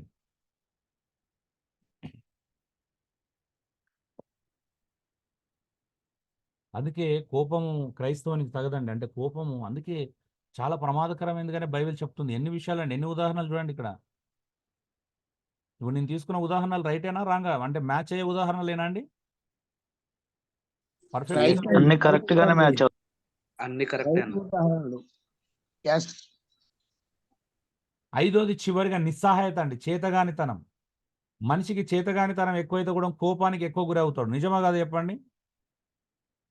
నువ్వు సాధించాలనుకున్నావు, సాధించలేనప్పుడు కోపం వస్తుంది. గోడలకేసి గుద్దుకోవచ్చు, లేకపోతే చేతులు ఏదంటే వస్తువులు పగలగొట్టవచ్చు. నువ్వు అనుకున్నది చేయలేకపోతున్నావు, నీకు అనుకున్నది నువ్వు రీచ్ కాలేకపోతున్నావు. పిల్లలు కూడా వాళ్ళు మంచి మార్కులు రాలేకపోతే ఆ చేతగానితనం, నిస్సహాయత చంపకపోవచ్చు కానీ చచ్చేలా చేస్తుంది. అవునా? ఈ నిస్సహాయత చాలా ప్రమాదకరమైందండి. ఎందుకనంటే ఆత్మహత్యకు దారితీస్తుంది ఇది. అంటే చావాలనే ప్రేరేపణ కలుగుతుంది. అందరికి కాకపోవచ్చు. అంటే నేను అంటే ప్రాబ్లం చెప్తున్నా నేను ఓవరాల్గా మానవుల గురించి మాట్లాడుతున్నా, కేవలం క్రైస్తవుల గురించి మాత్రమే కాదు. సో నిస్సహాయత అండి, చేతగానితనం, సాధించలేని గురులు పెట్టుకున్నప్పుడు నువ్వు కొంతమందికి ఎంత కోపం వస్తుంది అని అంటే లాంగ్ పెద్ద గురి పెట్టుకుంటాడు, నేను ఇంత పెద్ద సంఘం కట్టాలంటాడు. అదే నీ దగ్గర నీకు ఆ పరిస్థితి లేదు, నువ్వు ఎందుకు వాడిని స్వార్థ చెప్పు, ప్రజలకి మంచిగా మేలు చేయి, ఈ దృష్టి ఉండదు. పెద్ద మందిరం కట్టాలనుకుంటాడు, కట్టలేడు. నిస్సహాయత ఏర్పడుతుంది. ఆ కోపాన్ని భార్య మీద, పిల్లల మీద, అందరి మీద చూపించేస్తాడు, సంఘం మీద చూపించేస్తాడు. అంతా మీరు చేయబట్టే, మీరు కానుకలు ఇస్తే నేను ఎన్నో గొప్ప ఇట్లాంటి కోపం పెరుగుతుంటుంది నిస్సహాయత స్థితిలో. నువ్వు పెద్ద పెద్ద గురువులు పెట్టుకొని ఓ పెద్ద నువ్వు కారు కొనుక్కోవాలనుకుంటావు, అది నీ వల్ల కాదు. కోపం వస్తుంది, ఆ నిస్సహాయత స్థితి, కొనలేని స్థితి వచ్చింది. పిల్లలు మంచిగా చదివించాలి, పెద్ద స్కూల్లో చదివించాలి, నిస్సహాయ స్థితి, చేతగాని తను కోపం వస్తుంది. అవునా? నిజమేనండి? నిజమే అన్న. నిజమే. కరెక్ట్. ఇది ఈరోజు అంటే కొంచెం అంటే ఆర్థికంగా ఇబ్బందులు ఎదుర్కొంటున్నటువంటి వారిలో కానీ, ఏం సాధించలేని పరిస్థితిలో ఉన్నాం, పరిచర్య స్ట్రాంగ్గా బలంగా చేయలేని వారిలో కానీ ఈ నిస్సహాయత ఎక్కువ ఉంటుంది. ఎవరైతే మేము చిన్న పాస్టర్లం అనుకుంటున్నారో వాళ్ళని ఇంకా నిస్సహాయత ఎక్కువ ఉంటుంది. అవునా? మేము విలేజ్ పాస్టర్లం అండి, మాకు కానుకలు తక్కువ వస్తాయండి, మాకు ఎక్కువ రావండి, మేము ఇంత అండి అంటే మీకు ఎక్కువ నిస్సహాయ స్థితిలోనే ఉన్నారు. నిజమా కాదు చెప్పండి? అవునయ్య, అవును. మీతో కూడా స్పందించండి. నిస్సహాయ స్థితిలో ఉండి మీకు కోపం వస్తుందో రావట్లేదు చెప్పండి? వస్తుందన్న. అది ఎవరెవరి మీద చూపిస్తారు. అవునన్నా. ఎవరు దొరికిపోతే చివరికి నాలంట మీద కూడా చూపించవచ్చు ఎక్కడన్నా. ఏమంటారు? ఇంటికి పోయి సంపదాన్ని అంటే ఇంటికి పోయి సంపదాన్ని క్లాసులు చెప్పితే నాకు ఈ బాధ ఉండకపోతే ఈయన చెప్పిన కాంక్ష నేను ఇప్పుడు కానుక తీసుకోలేను, వదిలేయలేను అన్నట్టున్నది పరిస్థితి అని కోపం రాదు అంటే ఎందుకు రాదు? జాన్ ఐజాక్, నేను 10 కారణాలు చెప్తాను నా మీద కోపంగా రావడం. ఓకే ఓకే గారు, దేవుడు ఏదో వైపు నుంచి చెప్తాడు, మీరు సత్యమే చెప్పారు కదన్న. నేను చెప్పిన అంటే నేను ఒక రకమైన కార్నర్ అవుతున్నాను కదా, అవ్వట్లేదా? అంటే అది ఉంటుందా లేదా? మనసు మార్చుకోకపోతే కారణం అయినట్టే. చర్చ్ అంటే ఇదని చెప్పిండు, నేను పెద్ద మందిరం కట్టుకోవాలనుకున్నాను, నేనేమో సంఘం అంటే నా మనుషులు అన్నాడు, అది అన్నాడు, ఇది అన్నాడు అని చెప్పేసి అంటే కొంతమంది వెంటనే దాన్ని అది చేసుకుంటారు కదా, అడాప్ట్ చేసుకొని ఇంకా ఫీల్ అయిపోతా ఉంటారు. నిజమా కాదా? నిజమే. ఆయన ఫీల్ అయ్యాడు అంటే నేను మంచిగా అంత ఫుల్ టైం మినిస్ట్రీ చేయాలనుకున్న సంపదను వచ్చి అరే సంఘం చిన్నగా ఉంది, సంఘంలో మనకు అంత పని లేనప్పుడు పని చేసుకుంటూ పరిచయం చేసుకుంటే ఉత్తమం అని చెప్పాడు. ఇప్పుడు అన్న ఏవటి నేను ఇక పని చేసుకుంటూ పరిచయం చేయాల్సి వస్తుందని సనుకుంటూ కొనుక్కుంటూ పని చేసే వాళ్ళు కూడా ఉన్నారు, పనిలో జాయిన్ అయిన వాళ్ళు ఉన్నారు. నిజమేనా? కోపం వస్తుంది అప్పుడు? వస్తుందన్న. మీరు సంఘం విషయాలు అంటారు, కానుకల విషయాలు అంటారు కదా. జాన్ రాయ్ ఎన్ని విషయంలో టచ్ చేసిన జాన్ రాయ్ అయితే ఘోరంగా టచ్ చేసిన. చాలా విషయాలలో మమ్మల్ని చేతగానోళ్ళని చేశాను కదా. దశం భాగాలు కూడా చెప్పారు కన్నా, ఎంత కోపం వచ్చిందో. సో మన నిస్సహాయ స్థితి కారణం అంటే మన నిస్సహాయ స్థితి కారణం ఇతరులను కారణాలు చేసుకొని మనం కోపగించుకుంటా ఉంటాం. నిజమా కదా? మన వల్ల కానప్పుడు అదేం చేస్తామంటే ఇతరుల మీద దోషేస్తాం. నిజమా? నిజమే. పక్కల మీద దోషేసి కోపపడతా ఉంటాం. సో అందుకే మనం మరి సంఘం గురించి చెప్పాను. ఇప్పుడు మన పరిస్థితులు, మన ప్రెసెంట్ సినారియోలో మనం ఎలా ఉన్నాం, మన పరిస్థితులు ఎలా ఉన్నాయి, ప్రతి పాస్టర్ కావచ్చు, విశ్వాస కావచ్చు, ఎలా ఎదుర్కొంటున్నారు, ఎలాంటి స్థితుల గురించి వెళ్తున్నారు, ఎంత నిస్సహాయ స్థితి చాలా భయంకరమైన కోపానికి కారణమవుతుందండి. ఈ నిస్సహాయ స్థితి కలిగినప్పుడు చాలా మంది పరిచర్యం కూడా వదలాలనుకుంటారు, కుటుంబాన్ని వదలాలనుకుంటారు. అవునా? పరిస్థితులను చేతులెత్తేయాలనుకుంటారు. నిజమా కాదండి? కొంతమంది నిస్సహాయ స్థితిని వల్ల చాలా డేంజర్గా ఉంటుందండి. నేను కోపంలో ఒక రూపం ఉంది కదా, హృదయ కాఠిన్యం ఉందా అండి? ఉందన్న, హృదయ కాఠిన్యం ఒక రూపం. ఈ నిస్సహాయ స్థితిలో ఉన్న వాళ్ళకి ఎక్కువ ప్రమాదకరమైనటువంటి రూపం ఏం తెలుసా? కోపం ఏ రూపంలో ప్రవేశిస్తే తెలుసా? హృదయాన్ని కాఠిన్యం చేసుకుంటారు, కఠినపరుచుకుంటారు. నిజమేనా? అంటే మేము ఏం చేయలేమని చేతగాంతానని ఏం చేస్తారంటే దాన్ని హృదయ కాఠిన్యం దగ్గర చూపిస్తారు. హృదయాన్ని కఠినపరుచుకొని ఆ కాఠిన్యాన్ని ప్రదర్శిస్తూ ఉంటారు. ఇది మనలో చాలా మందికి ఉండే పెద్ద ప్రాబ్లం అండి. నిస్సహాయ స్థితిలో ఉండే వాళ్ళకి చాలా పెద్ద ప్రాబ్లం ఇది. అంటే బాధ్యత రహితంగా ప్రవర్తిస్తారు ఇంకా. అవునా? బాధ్యతలు ఉన్నా కూడా లేనట్టుగా ప్రవర్తిస్తారు. నిజమే కాదో చూడండి మీరు కావాలంటే. ఇంట్లో భార్య పిల్లలకి ఏమైనా అయినా కూడా అంత పట్టించుకోరు. ఇంక ఇప్పుడు ఆర్థికంగా డబ్బులు ఉండవు. నిస్సహాయస్థితి పెరిగి పెరిగి ఏం చేస్తారంటే ఇంకెవరికి ఏమైనా పట్టించుకోరు. హృదయాన్ని కఠినపరుచుకుంటారు. నిజమే కాదో చెప్పండి. నిజమే అన్న. నిజమే అన్న. చూడండి మీరు కోపం యొక్క 26 రూపాలు ఎక్కడెక్కడ ఏ పరిస్థితుల్లో ఏ రూపాలు అవతారాలు ఎత్తున్నాయో చూడండి. మానవుడు ఎక్కడ ప్రదర్శిస్తున్నాడో, ఆ కోపం ఎలా ప్రదర్శించబడుతుందో మీరు ఖచ్చితంగా అర్థం చేసుకోవాల్సినటువంటి విషయాలండి ఇవన్నీ కూడా. సో ఇది అండి కోపానికి 5 బలమైన కారణాలు మనం చూశాం.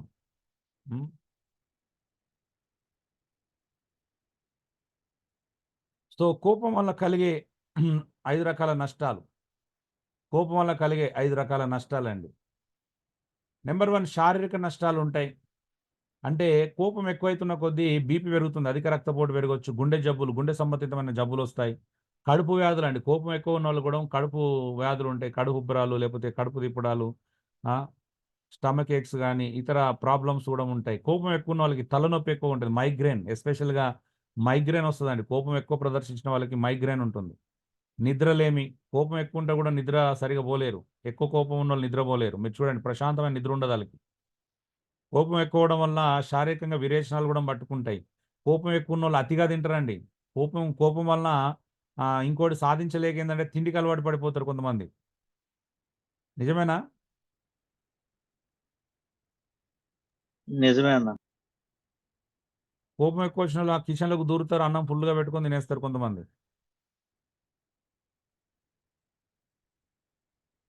కోపం ఎక్కువ ఉండడం వల్ల కూడా కంటి దగ్గర నరాలు కొంచెము అంటే చిన్న చిన్నవి ఉంటాయి కదా, అవి అదైపోయి అంటే కంటి చూపు మందగించే ప్రమాదం ఉంటుంది. ఇవన్నీ కొంచెం ఏజ్ దాటినాక ఎక్కువగా లాంగ్ కోపంగా ఉన్న వాళ్ళకి జరిగే నష్టాలండి. ఎక్కువగా వెంటనే కాదు, ఒక్కసారి కోపగించుకున్నందుకు జరిగే నష్టాల గురించి ఇక్కడ మాట్లాడట్లేదు. లాంగ్గా ఉండేటువంటి అలాగే కంటిన్యూ అవుతూ కొంచెం ఏజ్ దగ్గరికి వచ్చినాక ఇవన్నీ ఏర్పడతాయి. ఓ 40+ రాగానే స్టార్ట్ అవుతాయి అన్ని. అవునా? హలో, అవునన్నా. సో చాలా మంది కోపం వలన శారీరకంగా అనేక రీతిగా నష్టపోవడం మనం చూస్తూ ఉన్నాం. రెండోది మానసిక నష్టాలు. ఉద్రిక్తత ఎక్కువ ఉంటుంది. అంటే వీళ్ళకి యాంగ్జైటీ ఎక్కువ ఉంటుంది. కోపం ఉన్న వాళ్ళకి యాంగ్జైటీ ఎక్కువ ఉంటుంది, భయం ఎక్కువ ఉంటుంది. కోపం, భయం అనేది ఒక మానసికమైనటువంటి వ్యాధి, ఫోబియా అంటాం. ఆ ఫోబియా గురించి నేను తర్వాత మాట్లాడతాను. చేదు గుణం, బిట్టర్నెస్ ఉంటుంది. కోపం ఎక్కువ ఉన్న వాళ్ళకి మానసికంగా చేదు గుణం పెరుగుతుంటుంది, ఇతరుల మీద బిట్టర్నెస్ పెరుగుతూ ఉంటుంది. కోపం ఎక్కువ ఉన్న వాళ్ళకి అభద్రత కూడా ఉంటుంది. మేబీ కొంతమందికి అభద్రత పెరిగే అవకాశం ఉంటుంది. తొందరపాటుతనం ఎక్కువ ఉంటుంది. కోపం ఉన్న వాళ్ళకి తొందరపాటుతనంతో మాట్లాడడమో కొట్టడమో ఏదోటి చేస్తూ ఉంటారు. ఆందోళన ఎక్కువ ఉంటుంది, మనశ్శాంతి ఉండదు, నెమ్మది లోపిస్తుంది, డిప్రెషన్ గురవుతారు. కోపం ఎక్కువ ఉంటే ఏదో రకమైన డిప్రెషన్ వాళ్ళని ప్రభావితం చేస్తుందండి. అంటే నిరుత్సాహానికి గురవుతారు. చాలా ప్రమాదం. కోపం వల్ల మానసికంగా చాలా భయంకరంగా నష్టపోతారని మీరు చూడండి. కోపం, అందుకే బైబిల్ కోపచిత్తులతో సహజ కోపము మానవుని మనిషిగా ఉండనివ్వదు. వాస్తవం చెప్పాలంటే మానసికంగా ఇంబ్యాలెన్స్డ్గా అనిపిస్తాడు కోపం ఉన్న వ్యక్తి. ఊగిపోతూ ఉంటాడు, ఎప్పుడు చూసినా వణికిపోతూ ఉంటాడు, ఊగిపోతూ ఉంటాడు, పనులు కొరుకుతూ ఉంటాడు. అది తెలిసిపోతుంది కదా మనిషి ఇంబ్యాలెన్స్గా ఉన్నాడని. అవునా అండి? మానసికంగా స్టేబుల్గా లేడని తెలిసిపోతుంది. నిజమా కాదండి? అవును, స్టేబుల్గా ఉండడు అన్న. బూతులు కూడా తిడతాడు. బూతులు తిట్టవచ్చు, లేకపోతే ఇంట్లో వస్తువులు ఎత్తేయచ్చు. అవునా? ఇది వారానికి ఒకసారి రిపీట్ అవుతుంటుంది. సెల్ ఫోన్లు, మనకు తెలిసిన సహోదరున్నాడు, నా కళ్ళ ముందు ఇప్పటికి 5-6 ఫోన్లు మార్చాడండి. కోపం వస్తే కాదు సెల్ ఎత్తే ఇసి కొట్టేస్తాడు. ఒకడు డబ్బులు కాలు పెడతాడన్న ఇంట్లో కోపం వస్తే. డబ్బులు తగిలబెట్టే వాళ్ళు ఉంటారు. నాకు తెలిసిన వాళ్ళు చెప్పాను కదా, పిల్లలు ఫోన్లు ఫ్రిడ్జ్లో పెట్టడం, ఫోన్లు దాచిపెట్టడం. మొన్న మా ఇంట్లో కూడా ఫోన్ ఫ్రిడ్జ్లో బయట ఎక్కడో దాచిపెట్టడం కనబడకుండా. నాకు కొంతమంది పిల్లలు తెలుసు, ధనవంత పిల్లలు. వాడికి కోపం వస్తే నాకు ఇద్దరు, ఒకసారి వాడు కారు డ్యామ్ దగ్గర తీసుకెళ్ళి డ్యామ్ మీద కారు పెట్టి పెట్రోల్ వేసి తగలబెట్టాడండి, కొత్త కారు. కోపం వస్తున్నాను కానీ బైకులు తగలబెట్టే వాళ్ళు ఉంటారు అప్పుడప్పుడు. డబ్బులు ఉన్న వాళ్ళ పిల్లల్ని చూడండి. అవునా? అవునన్నా, అవును. మీరు చూడండి, మీ పిల్లలు చూడండి, మీ మనవల్లో మనవరాల్లో ఇంట్లో చిన్నపిల్లలు చూడండి, కొంతమంది కోపం వస్తే ఎలా ప్రవర్తిస్తారో చూడండి. ఆ బకెట్లు అంటారు, ఇంట్లో వస్తువులు ఇసిరేస్తారు. అవునా? అవునన్నా. సో మానసికంగా చాలా ఇంబ్యాలెన్స్ లైఫ్ వస్తుందండి. అలా భయపడి మళ్ళీ మీరు భయపడతారని తెలిస్తే వాళ్ళు ఇంకెక్కువ చేస్తారు. నిజమా? నెక్స్ట్ టైం ఇంకెక్కువ చేస్తారు వాళ్ళు. ఓకే, నేను మా ఇంట్లో మా అమ్మ నాన్నను లొంగ తీసుకోవాలంటే ఇలా చేయాలి అనేది వాళ్ళకి అర్థమవుతుంది. మీరే నేర్పిస్తున్నారు వాళ్ళకి భయ అలాంటి కోపాన్ని.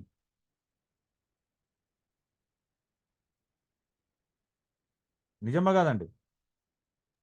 100% నిజమే నిజం. అన్న. ఇప్పుడు మీ పిల్లలు ఏదైనా పడకూడదు అబ్బాయి వీనికి ఇది ఏపోతే ఏదైనా చేస్తాడని భయంతో మీరు భయపడుతున్నారు. విచిత్రమైన విషయం ఏంటంటే తల్లిదండ్రులు పిల్లల్ని భయంలో పెట్టడానికి బదులు తల్లిదండ్రులే పిల్లలకు భయపడే దుస్థితి ఈరోజు వచ్చేసింది. నిజమా కదా? నిజం అన్న. నిజమే అన్న. నిజమే ఎస్. మీకు తెలుసా నిజమన్నా. ఈ రోజులలో చాలా మంది ఆ యంగ్స్టర్స్ ఇప్పుడు ఏం డిసైడ్ అవుతున్నారు తెలుసా మీకు?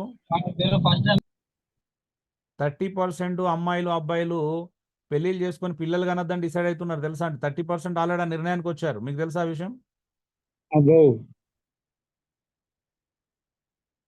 నెక్స్ట్ జనరేషన్లో 30% పిల్లలు కనొద్దనే నిర్ణయానికి వస్తున్నారు. ఎందుకంటే పిల్లల్ని కానీ పెంచాలి అంటే ఒక వ్యక్తికి పుట్టినప్పటి నుండి అంటే వాడిని చదివించి ప్రయోజకం చేసే వరకు కనీసం 2 కోట్లు ఖర్చు అవుతున్నాయంట. తెలుసా మీకు ఆ విషయం? ఇప్పుడు క్యాలిక్యులేషన్ చేసుకోండి. ఒకవేళ మెడిసిన్ లాంటివన్నీ చదివిస్తే కనీసం 2 కోట్లు ఖర్చు అవుతుంది. అంటే ఇద్దరు సంపాదించినా కూడా వాడిని చదివించలేరని అర్థం చేసుకుంటున్నారు. అంతే మాత్రమే కాదు, అమ్మాయిలు ఎక్కువ మంది జాబులు చేయడానికి ఇష్టపడుతున్నారు. ఇంట్లో ఉండి పిల్లల్ని చూసుకోవడానికి చాలా మందికి ఇష్టం లేదు. అవునన్న. ఈ పనులు కష్టమైపోతుంది.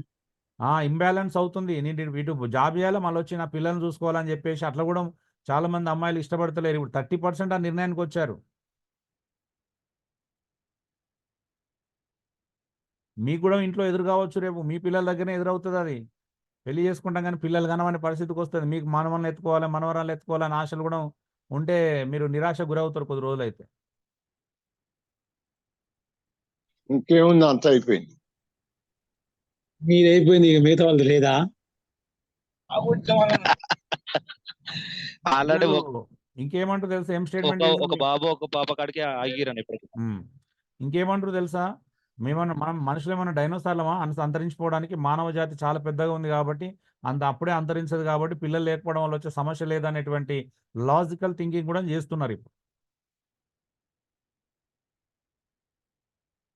ఈ విషయం కూడా నేను నిన్ననే స్టడీ చేసిన విన్నాము.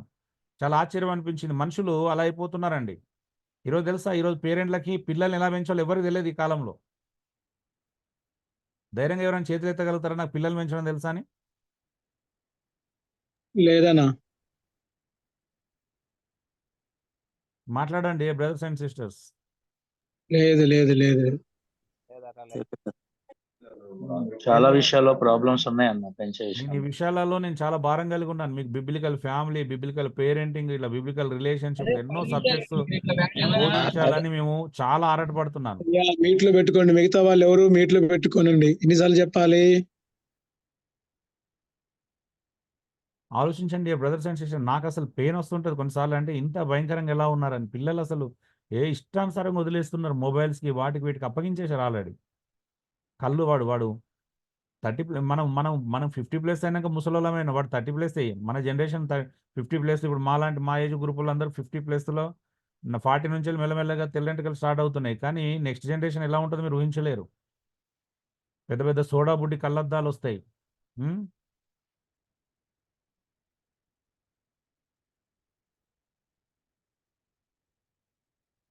ఒకప్పుడు కేవలం ఏదో లోపం వల్ల వచ్చేది, ఇప్పుడు అలా కాదు. ఇప్పుడు కొని తెచ్చుకున్నాయి. అవునా? మానసికంగా చాలా నష్టాలండి కోపం వలన.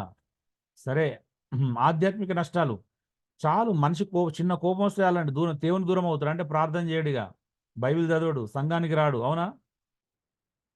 నిజమా కాదు చెప్పండి? మీకు కోపం వస్తే ఏం చేస్తారు? ప్రార్థన చేయరు, బైబిల్ చదవరు, సంఘానికి దూరం అవుతారు, ఆధ్యాత్మిక కార్యాల మీద ఇష్టత పోతుంది. అవునా? హలో, అవునన్నా, ఉన్నారు అలాంటి. కొంతమంది క్లాసులు కూడా ఉన్నాడు. ఇంట్లో భార్యతో ఎవరితో చిన్న గొడవ కోపం వచ్చింది అనుకో, ఇంకా ఈరోజు క్లాస్ చేయను గారు కానీ వేరే కారణం చెప్తారు మళ్ళీ. నాకు అలాంటి వాళ్ళు తెలుసు. నాకు అడిగి నిన్న క్లాస్ కింద రాలని, లేదన్నా కొంచెం బిజీగా ఉండి అందుకే రాలేకపోయినా, ఆరోగ్యం బాగాలేదు, ఇట్లాంటి కారణాలు చెప్తారు. ఆరోగ్యం బాగాలేదు, కొంచెం బిజీగా ఉన్నానని చెప్తారు. అర్థమవుతుంది. అంటే ఏదో కోపానికి సంబంధించిన ఇష్యూ జరిగిపోయిందని తెలిసిపోతుంది వాళ్ళు అలా చెప్పగానే. అవునా? హలో, అవునయ్యా. అవునా? కోపం చాలా మంది జీవిత ప్రయోజనాలు విస్మరిస్తారండి. అసలు నేను ఎందుకోసం బ్రతకాలి, ఎందుకోసం బ్రతకాలని గురిని కూడా కోల్పోతారు. కోపం ఎక్కువ ఉన్నోళ్ళకి గురి ఉండదు చూడండి. గురిని పక్కన పెట్టేస్తారు. కోపానికి ఎక్కువ ప్రాధాన్యత ఇస్తారు. అవునా? దాని అర్థమైంది. కోపానికి ఎక్కువ ప్రాధాన్యత ఇస్తారంటే వాళ్ళ యొక్క జీవితం యొక్క ఉద్దేశాన్ని, గురిని, లక్ష్యాన్ని మర్చిపోయినట్టే కాదండి. అవునయ్యా. ఏమన్నా కానీ ఇంకో నేను ఇట్లనే ఉంటా, ఏమన్నా కానీ కొట్టి తీరుతా, సంపి తీరుతా, లేకపోతే తోసి తీరుతా అని అంటే ఆ జీవిత ప్రయోజనాలు విస్మరించినట్టు అవుతుందా? కొంతమంది విపరీతమైనటువంటి కోపాన్ని ప్రదర్శిస్తారు ఇంట్లో. మొత్తం అలానే తలకాయ పెట్టి ఇక భవిష్యత్తు గురించిన ఆలోచన ఎక్కడిది? అదే ముందు కదా. చూపు లేదు ఇక. నా కోపమే నాకు ముఖ్యం అన్నట్టు ఉంటుంది అక్కడ. అవునా? శత్రుం. తన కోపమే తనకు శత్రువు. నిజమే, అది ఎంత అద్భుతమైన విషయం. నిజం చెప్తున్నా, కోపం ఉన్నడానికి ఇంకో శత్రువు అవసరం లేదు. అతని కోపం చాలా అతను బ్రతుకు నాశనం చేయడానికి, రోడ్డు మీద తీసుకురావడానికి, జీవితాన్ని గందరగోళానికి గురి చేయడానికి. అవునా? కోపం ఉన్నోడు జీవితంలో బాగుపడినట్టు ఎక్కడ చరిత్ర లేదండి. కోపం ఉన్నోడు తనను తానే పాడ చేసుకుంటాడు జీవితాన్ని. 100% వానికి వాడే. ఎవడు చేయ అవసరం లే. కోపం ఉన్నాడండి శారీరకంగా నష్టపరుచుకుంటాడు, ఆధ్యాత్మికంగా నష్టపోతాడు, మానసికంగా నష్టాన్ని తెచ్చుకుంటాడు. అవునా? అన్ని రకాలుగా నష్టపోతాడు. వస్తువులు Yes. పగలగొట్టిన ప్రతిసారి నష్టమే కదండి. ఫ్రిడ్జ్లు Yes. పగలగొట్టుకోవడం, కూలర్లు పగలగొట్టుకోవడం, ఫోన్లు పగలగొట్టుకోవడం, టీవీలను పగలగొట్టుకుంటాడు, మళ్ళీ తెచ్చుకుంటాడు. ఎస్. పిల్లల్ని కొట్టి భార్యను దోషేసిండు అనుకో, వాళ్ళకి హాస్పిటల్ ఖర్చులు. అవునా? ఎస్. పగలగొట్టి తెల్లారి కొనుక్కొచ్చుకుంటారన్న. అదే పగలగొట్టాలి, తెల్లారి కొనుక్కోవాలా. భార్యను కొట్టాలి, మళ్ళీ హాస్పిటల్ తీసుకెళ్ళి 1500 2000 ఖర్చు పెట్టుకొని రావాలి. ఏమంటారు? బాగు చేయించడం. ఉమ్? అవునవును.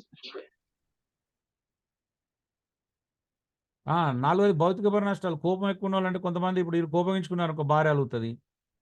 అలిగి తినడం మానివేయడం, ఇతరులతో మాట్లాడడం మానివేయడం. అవునా? సమాజానికి దూరం అవ్వడం, బంధాలు బలహీనం అవ్వడం జరుగుతున్నాయి ఇవన్నీ. కోపం వల్ల ఏ నష్టాలు కూడా ఉంటాయండి. మనిషి ఫిజికల్గా సమాజానికి దూరం అవుతాడు. ఇక్కడ భౌతికపర నష్టాలు ఫిజికల్గా దూరం అవుతాడు. ఆల్రెడీ మానసికంగా దూరం అయ్యాడు, తర్వాత ఫిజికల్ కూడా దూరం అవుతాడు. నిజమేనా?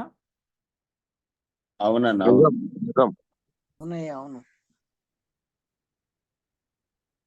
తన శరీరాన్ని గాయపరుచుకుంటాడు. అన్నం తినడం అలిగి శరీరాన్ని గాయపరుచుకుంటాడు. మనుషులతో మాట్లాడడం మానేస్తాడు.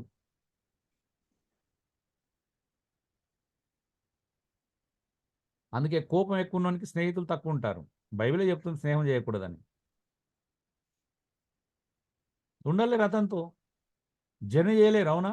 ఎప్పుడు ఏమంటాడో అని భయం ఉంటుంది ఆయనతో. అలాంటి వాళ్ళు దొరికితే ఎప్పుడు దేన్ని అపార్థం చేసుకుంటాడో, దేన్ని కొడతాడో, దేని మీద కోపగించుకుంటాడో, ఎందుకు కోపగించుకుంటాడో తెలియదని వీళ్ళతో ఉన్న కూడా భయం భయంగా బ్రతకాల్సి వస్తుంది. నిజమా కాదండి?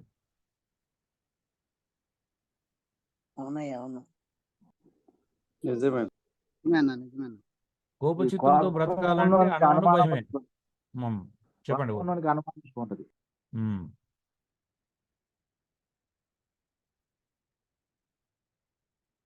ఈవెన్ భౌతికమైన నష్టాలు అంటే ఈ కోపం ఉన్న వాళ్ళు తమను తామను గాయపరచుకోవచ్చు. ఇతరులు ఏం చేయలేకపోతే తమను తామను గాయపరచుకుంటారు, చేతులు ఎరగొట్టుకుంటారు.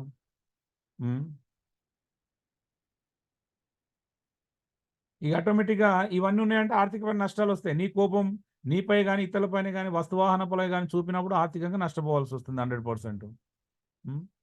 వైద్యపరంగా కానీ రిపేర్ పరంగా కానీ డబ్బులు వృధాగా ఖర్చు చేయాల్సి వస్తుంది. నిజమే కదండి? మళ్ళీ కొత్త వస్తువులు రిప్లేస్ చేసుకోవాలి. ఫోన్ మొత్తాన్ని పాన్ అయిపోయింది అనుకో, ఫోన్ సగం పాడైతే రిపేర్ చేయించుకోవాలి, మొత్తం పాడైతే మళ్ళీ కొత్త ఫోన్ కొనాల్సిందే. ఫోన్ లేకుండా ఉండగలుగుతారా 2 రోజులు? ఏది లేకపోయినా ఫోన్ లేకపోతే ఉండలేము కదా? భార్య లేకపోయినా, పిల్లలు లేకపోయినా, మనవలు కనిపించకపోయినా, లేకపోతే సంఘం లేకపోయినా, అన్ని లేకపోయినా ఉండగలుగుతాం. గంట సేపు ఫోన్ కనిపించకపోతే ఎవరు ఉండలేరు ప్రపంచంలో. గంట ఎందుకండి, అరగంట కనిపించకపోయినా ఉండలేరు.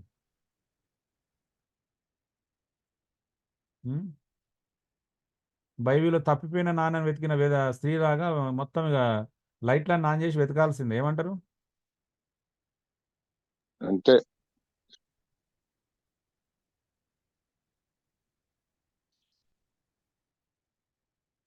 సో కోపం వల్ల 5 రకాల నష్టాలు మనం చూశాము. మరి కోపంపై విజయం సాధించుట ఎలా అంటే ప్రేమించడం నేర్చుకోవాలండి. దాని విరుగుడు ఏంటి అంటే కోపానికి అత్యంత ప్రధానమైనటువంటి విరుగుడు ఏంటంటే ప్రేమనే అండి. అందుకే బైబిల్‌లో ఆజ్ఞగా ఇవ్వబడిన, హెచ్చరికగా ఇవ్వబడిన బైబిల్‌లో ఇది పదే పదే మనకు నొక్కి చెప్పబడుతున్నటువంటి బోధ ఏందంటే ప్రేమించడం. సో, ప్రేమ అనేది ఇవ్వడం నేర్చుకుంటే అండి, కోపాన్ని కాదు దాని తాతను కూడా మనం జయించొచ్చు ఈజీగా. తప్పనుకోండి. అంటే ఆహ్, ప్రభువు నిజంగా నా జీవితంలో చూపిన కృప అంటే ప్రేమించడం ఎప్పుడైతే నేర్చుకోవడం ప్రారంభిస్తామో, యేసు ప్రభువుని ప్రేమించడం నేర్చుకున్నాం అనుకో, మనుషులను ప్రేమించడం నేర్చుకుంటాం. మనుషులను ప్రేమించడం నేర్చుకున్నాం అనుకోండి, కోపమా అది దానంతట అదే దూరం అయిపోతది. మన దరిదాపులో కూడా రాదండి. ఎస్ ఎస్ ఎస్ హ్మ్. హల్లెలూయా. సో, ప్రేమించడం చాలా అద్భుతమైనది. ఎందుకంటే ప్రేమ త్వరగా కోపపడదంట. ప్రేమ త్వరగా కోపపడతదా అండి? పడదు. ప్రేమకున్నటువంటి గొప్ప లక్షణం అది. ప్రేమ త్వరగా కోప్పడదండి. ప్రేమ ఏం చేస్తదంటే కోపాన్ని కంట్రోల్ చేస్తది. ప్రేమ ఏం చేస్తదంటే కోపాన్ని ఓవర్‌కమ్ చేస్తది, జయిస్తది. కాబట్టి కోపాన్ని జయించే ఒకే ఒక అద్భుతమైన మార్గం ప్రేమనండి. చాలా మందికి ఇంట్లో ప్రేమించడం తెలియదు. ప్రేమను మాటల ద్వారా గాని, క్రియారూపకం గాని ఇతరులకు వ్యక్తపరచడం తెలియదు చాలా మందికి. మనలాంటి వెనుకబడినటువంటి అంటే ప్రజలు అంటే ఇండియా లాంటి దేశాలు, ఇలాంటి దేశాల్లో ఎప్పుడు ఇంట్లో ఉదయం లేచినప్పటి నుంచెల్లే గొడవలతోనే ప్రారంభమైతది మన ఉదయం చాలా మంది కుటుంబాల్లో. అవునా అండి? కూరగాయలని, ఇల్లు అదని, అదని, ఇదని ఏదో ఒకటి దాంతో స్టార్ట్ అయితది. గ్యాస్ అయిపోయిందనో, పొద్దున్న పిల్లలు లేచిండ్రనో, పిల్లలు ఏడ్చారు వాడిని స్కూలుకి పంపియాలి, వీడిని టైంకి రెడీ చేయాలా. అంటే మనదంతా హడావిడిగా ఒక సిస్టమేటిక్‌గా పెట్టుకోం కాబట్టి, ఈ మధ్యలో ఒకరినొకరు అనుకోవడం, ఒకరి మీద ఒకరు కోపం చూపించుకోవడం, మనకు ఉదయం లేవగానే ప్రేమ చూపించుకోవడం కంటే, కోపం చూపించుకునే పరిస్థితులు ఎక్కువుంటాయి. నిజమా కాదండి? అవును. నిజం. నిజం. హ్మ్. ఇంట్లో ఒకవేళ మన అమ్మ, నాన్న పెద్దోళ్ళుండి, "అరేయ్! చిన్నోది ఏడుస్తుంది. ఎందుకు ఏడుస్తుందో చూడు" అనగానే, ఇక కొడుకో, కోడలికో కోపమొస్తది. ఆళ్ళేడిస్తే మరి నేనేం జేయాలని జెప్పేసి ఆ కోడలికి కోపమొస్తది. అవునా? నేనేమన్నా ఏడిపించినా అంటారు మరొకరొచ్చి. అవునా? అంటే చూడండి, మన కుటుంబాల వాతావరణం సరిగ్గా లేదు ఫస్ట్ ఆఫ్ ఆల్. నిజమా కాదా చెప్పండి? నిజంగా చెప్పండి మన ఎన్ని ఎన్ని కుటుంబాలు కామ్‌గా, ప్రశాంతంగా మన ఒక సిస్టమేటిక్‌గా మంచి ప్రేమపూర్వకమైన వాతావరణాలు ఎన్ని కుటుంబాలున్నాయండి చెప్పండి? అరుదు. మీరు జూసిన కుటుంబాలే జూడండి. మీరు జూసిన కుటుంబాల్లో ఉదయం లేవగానే ప్రతి కుటుంబములో వాతావరణం ఎలా ఉంటుంది?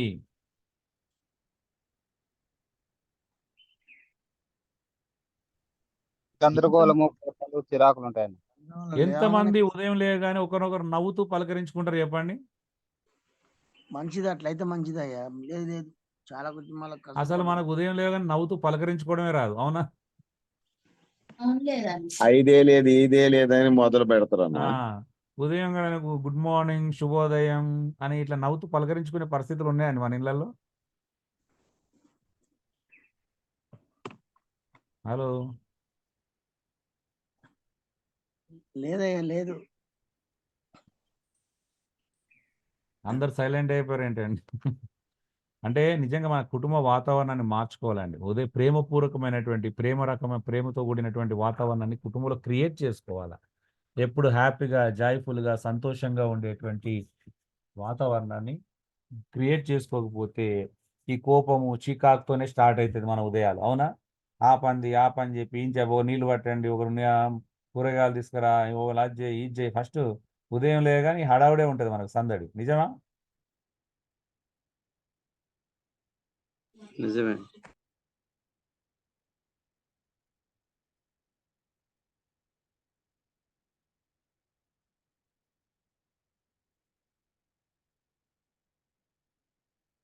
సో, కోపంపై విజయం సాధించడం ఎలాలో రెండో లక్షణం క్షమించడం అండి. క్షమాలేమి ఎక్కడైతే ఉంటుందో, అక్కడ కోపాలు తగ్గుతా ఉంటాయి. క్షమించుకోవడం. ఇది అపకారాన్ని మనసులో ఉంచుకోదు కాబట్టి, మనం ఎవరైనా మనకు కీడు చేసినప్పుడు, ఎవరైనా మన మాట అన్నప్పుడు అపకారాన్ని హృదయంలో భద్రపరచుకోం కాబట్టి, మనం ఏం చేస్తామంటే క్షమించడానికి ఇష్టపడతాం. సో, క్షమించడము చాలా ప్రధానమైనటువంటి, అద్భుతమైనటువంటి విజయానికి మంచి మెట్టండి. రెండో అద్భుతమైనటువంటి మెట్టు. సో, ప్రేమ తర్వాత ఆ ప్రేమతో ఎదుటి వ్యక్తిని క్షమించడం నేర్చుకోవాలి. క్షమించడం ఎంత మీ కుటుంబాలు ఎంత మన వ్యక్తిగత జీవితంలో, కుటుంబంలో, మన సంఘంలో ఎంత క్షమించుకోవడం నేర్చుకుంటామో, అంత ప్రేమపూర్వకమైనటువంటి వాతావరణాన్ని మనం సంపాదించుకోగలుగుతాం. ఎక్కడైతే క్షమాలేముండదో, అపకారం అక్కడ మనసులో ఉంటుంది కాబట్టి, అక్కడ కోపమే ప్రదర్శించేటువంటి దుస్థితిలో మనం ఉండిపోవాల్సొస్తుంది. కాబట్టి డియర్ బ్రదర్స్ అండ్ సిస్టర్స్, క్షమించడం అలవాటు చేసుకోవాలి. క్షమించడం అలవాటుగా మార్చుకోవాలి. క్రైస్తవుడు క్షమించడం నేర్చుకోవాలి. మూడోది సమాధాన పడడం. ఇది పగని కోపాన్ని మార్చిపోయేలా చేస్తుంది. అందుకే బైబిల్ ఎప్పుడు కూడా ఎదుటి వ్యక్తితో సమాధాన పడమని నేర్పిస్తుంది. మనం ఒకరికొకరం అవయవాలు, మనమందరము క్రీస్తు యొక్క శరీరంగా ఉండడానికి పిలవడ్డాం. మనం బాడీ ఆఫ్ క్రైస్ట్గా ఉండడానికి పిలవడ్డాం. కాబట్టి ఒకరితో ఒకరు సమాధాన పడాలని బైబిల్ బోధిస్తుంది. అనేక సందర్భాల్లో చూస్తున్నాం. ఎదుటి వ్యక్తితో సమాధాన పడడం నేర్చుకోవాలండి. క్రైస్తవుడు సమాధానాన్ని వెంటాడాలి, సమాధానాన్ని వెతకాలి. శక్యమైతే మనుషులందరితో సమాధానంగా ఉండాలి. అప్పుడు కోపం ఎందుకు ఉంటుంది? అవునండి, శక్యమైతే మనుషులందరితో సమాధానంగా ఉన్నామనుకో కోపానికి అవకాశం ఉంటుందా అండి? హలో, ఉండదన్న. చాయిస్తే ఉండదు. అందుకే బైబిల్ ఎందుకు అలా పదే పదే బోధిస్తుంది? ఎఫెసీయుల రాసిన పత్రిక తీసుకున్నా, కొలస్సీలో తీసుకున్నా సమాధానం యొక్క ప్రాధాన్యత మనం ఎందుకు అంత సమాధానంగా ఉండాలని ప్రదర్శిస్తున్నాడు? ఎఫెసీలో కూడా మనం సమాధానాన్ని వెంటాడమంటాడు. అక్కడ 4:1 మీరు చూడండి, సమాధానం బంధం చేత ఆత్మ కలిగించి ఐక్యతను కాపాడుకోమని పౌలు ఎంత విపులంగా రాస్తున్నాడు చూడండి. అంటే క్రైస్తవ్యం అనేది సమాధానం వెతకడానికి ప్రయత్నం చేయాలి. అప్పుడు కోపం అనేది ఉండడానికి అవకాశం ఉండదు కదా. ఉంటుందా సమాధానం ఉన్న చోట కోపం?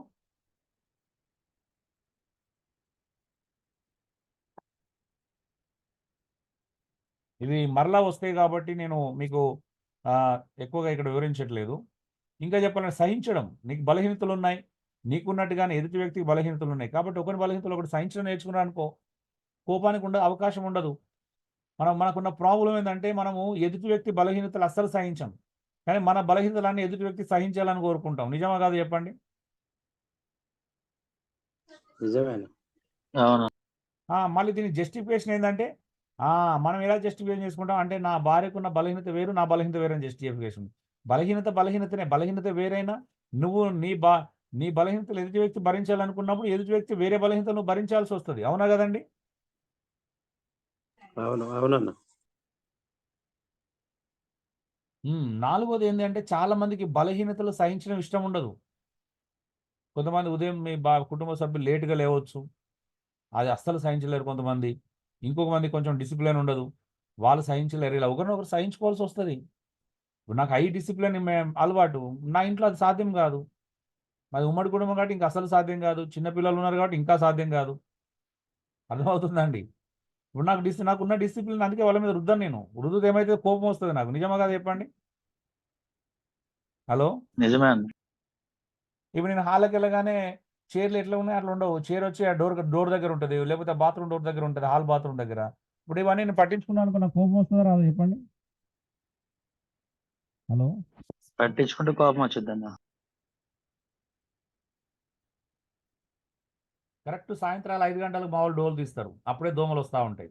దోమలు వచ్చే టైంకి ఆహ్వానం పలికినట్టు స్టార్టింగ్లో చెప్పిన ఇంకా వదిలేసిన.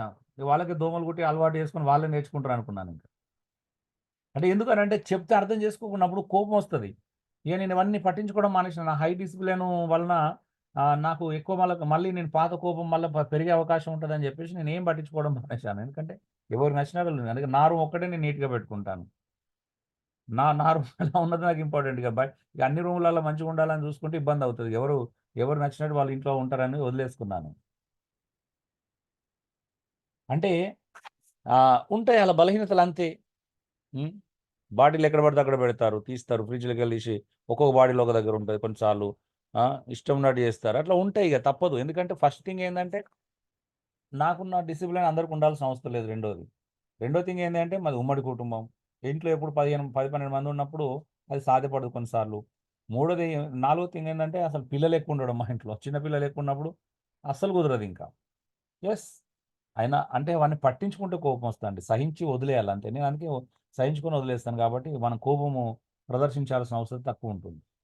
సో కోపంపై విజయం సాధించడం అంటే నాలుగోది సహించడం నేర్చుకోవాలండి. ఎందుకంటే ఎవరి బలహీనతలు వారికి ఉంటాయి. ఐదోది స్వార్థం ఉండకూడదండి. కోపాన్ని జయించాలి అంటే నీకు స్వార్థం ఉండకూడదు. ఎందుకంటే ప్రేమ స్వప్రయోజనాన్ని విచారించుకోదు. కాబట్టి ప్రేమ యొక్క గుణంలో స్వప్రయోజనం ఉండదు. ఎదుటి వ్యక్తి ప్రయోజనం కోరుకుంటాడు. కాబట్టి ఎదుటి వ్యక్తి యొక్క ప్రయోజనాన్ని కోరుకునేవాడు కోపగించుకోలేడండి. నా మేలు కలగాలి, ఎదుటి వ్యక్తి కూడా మేలు కలగాలని ఆలోచించిన కోపం రావడానికి అవకాశాలు తక్కువ ఉంటాయి. సో స్వార్థాన్ని మీరు జయించగలిగితే మీకు కోపం రాదు. అందరిని ప్రేమించినప్పుడు, అందరిని సమానంగా చూడగలిగినప్పుడు, అందరినీ మీరు సమానంగా స్థాయిలో చూసే కెపాసిటీకి వచ్చినప్పుడు అసలు కోపం మీ దరిదాపులో కూడా దరిచేరదండి. నేనే మంచిగా ఉండాలి, నాకే కంఫర్ట్ ఉండాలి, ఇంట్లో నేనే అదిగా ఉండాలి. ఈ స్వార్థం ఉన్నదానికి ఖచ్చితంగా కోపాలు తాపాలు పెరుగుతాయి.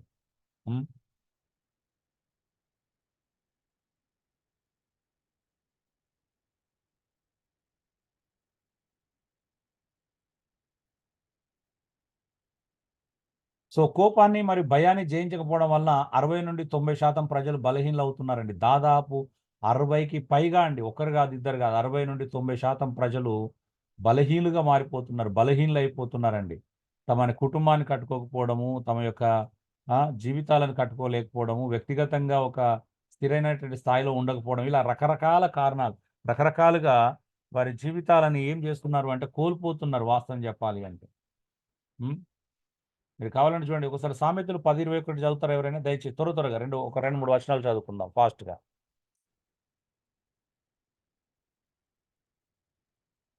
త్వరగా అండి, టైం లేదు.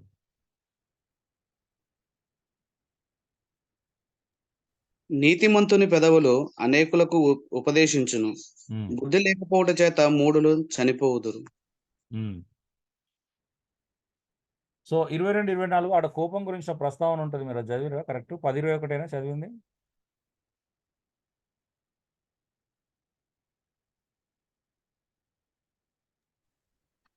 నీతిమంతుని పెదవులు అనేకులకు ఉపదేశించును, బుద్ధి లేకపోవుట చేత మూఢులు చనిపోదురు. ఓకే, మూఢుడు. ఇంకా కిందే ఉంది 22వ వచనం చూడండి, 20 వచనం కానీ 22వ వచనం కానీ. 22 సామెతలు 24 కోపచిత్తునితో సహవాసము. ఎన్నో వచనం అది? 22వ అధ్యాయం 24 వచనం. కోపచిత్తునితో సహవాసం చేయకూడదు, క్రోధము గలవానితో పరిచయం కలిగి ఉండకము. క్రోధం గలవానితో పరిచయం పెంచుకోకూడదు అంటున్నాడు. 25-21 చదవండి.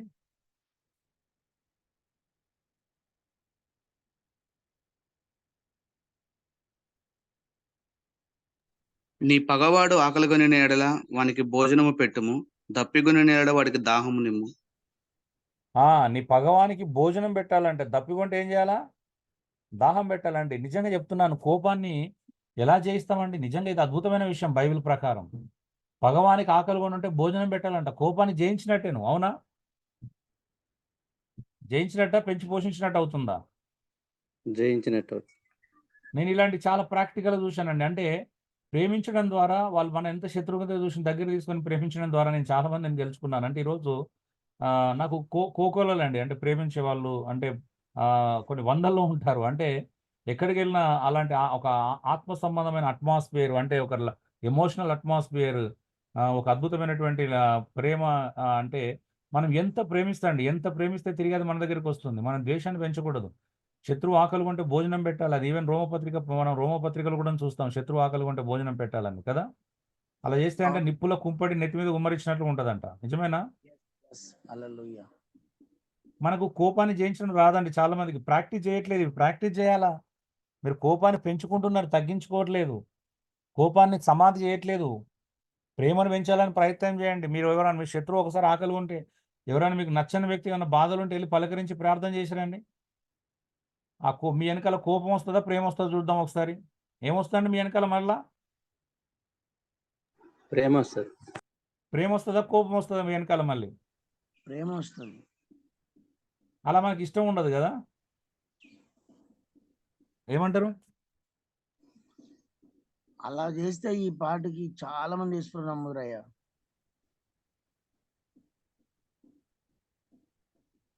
అనిపిస్తుంది నాకు.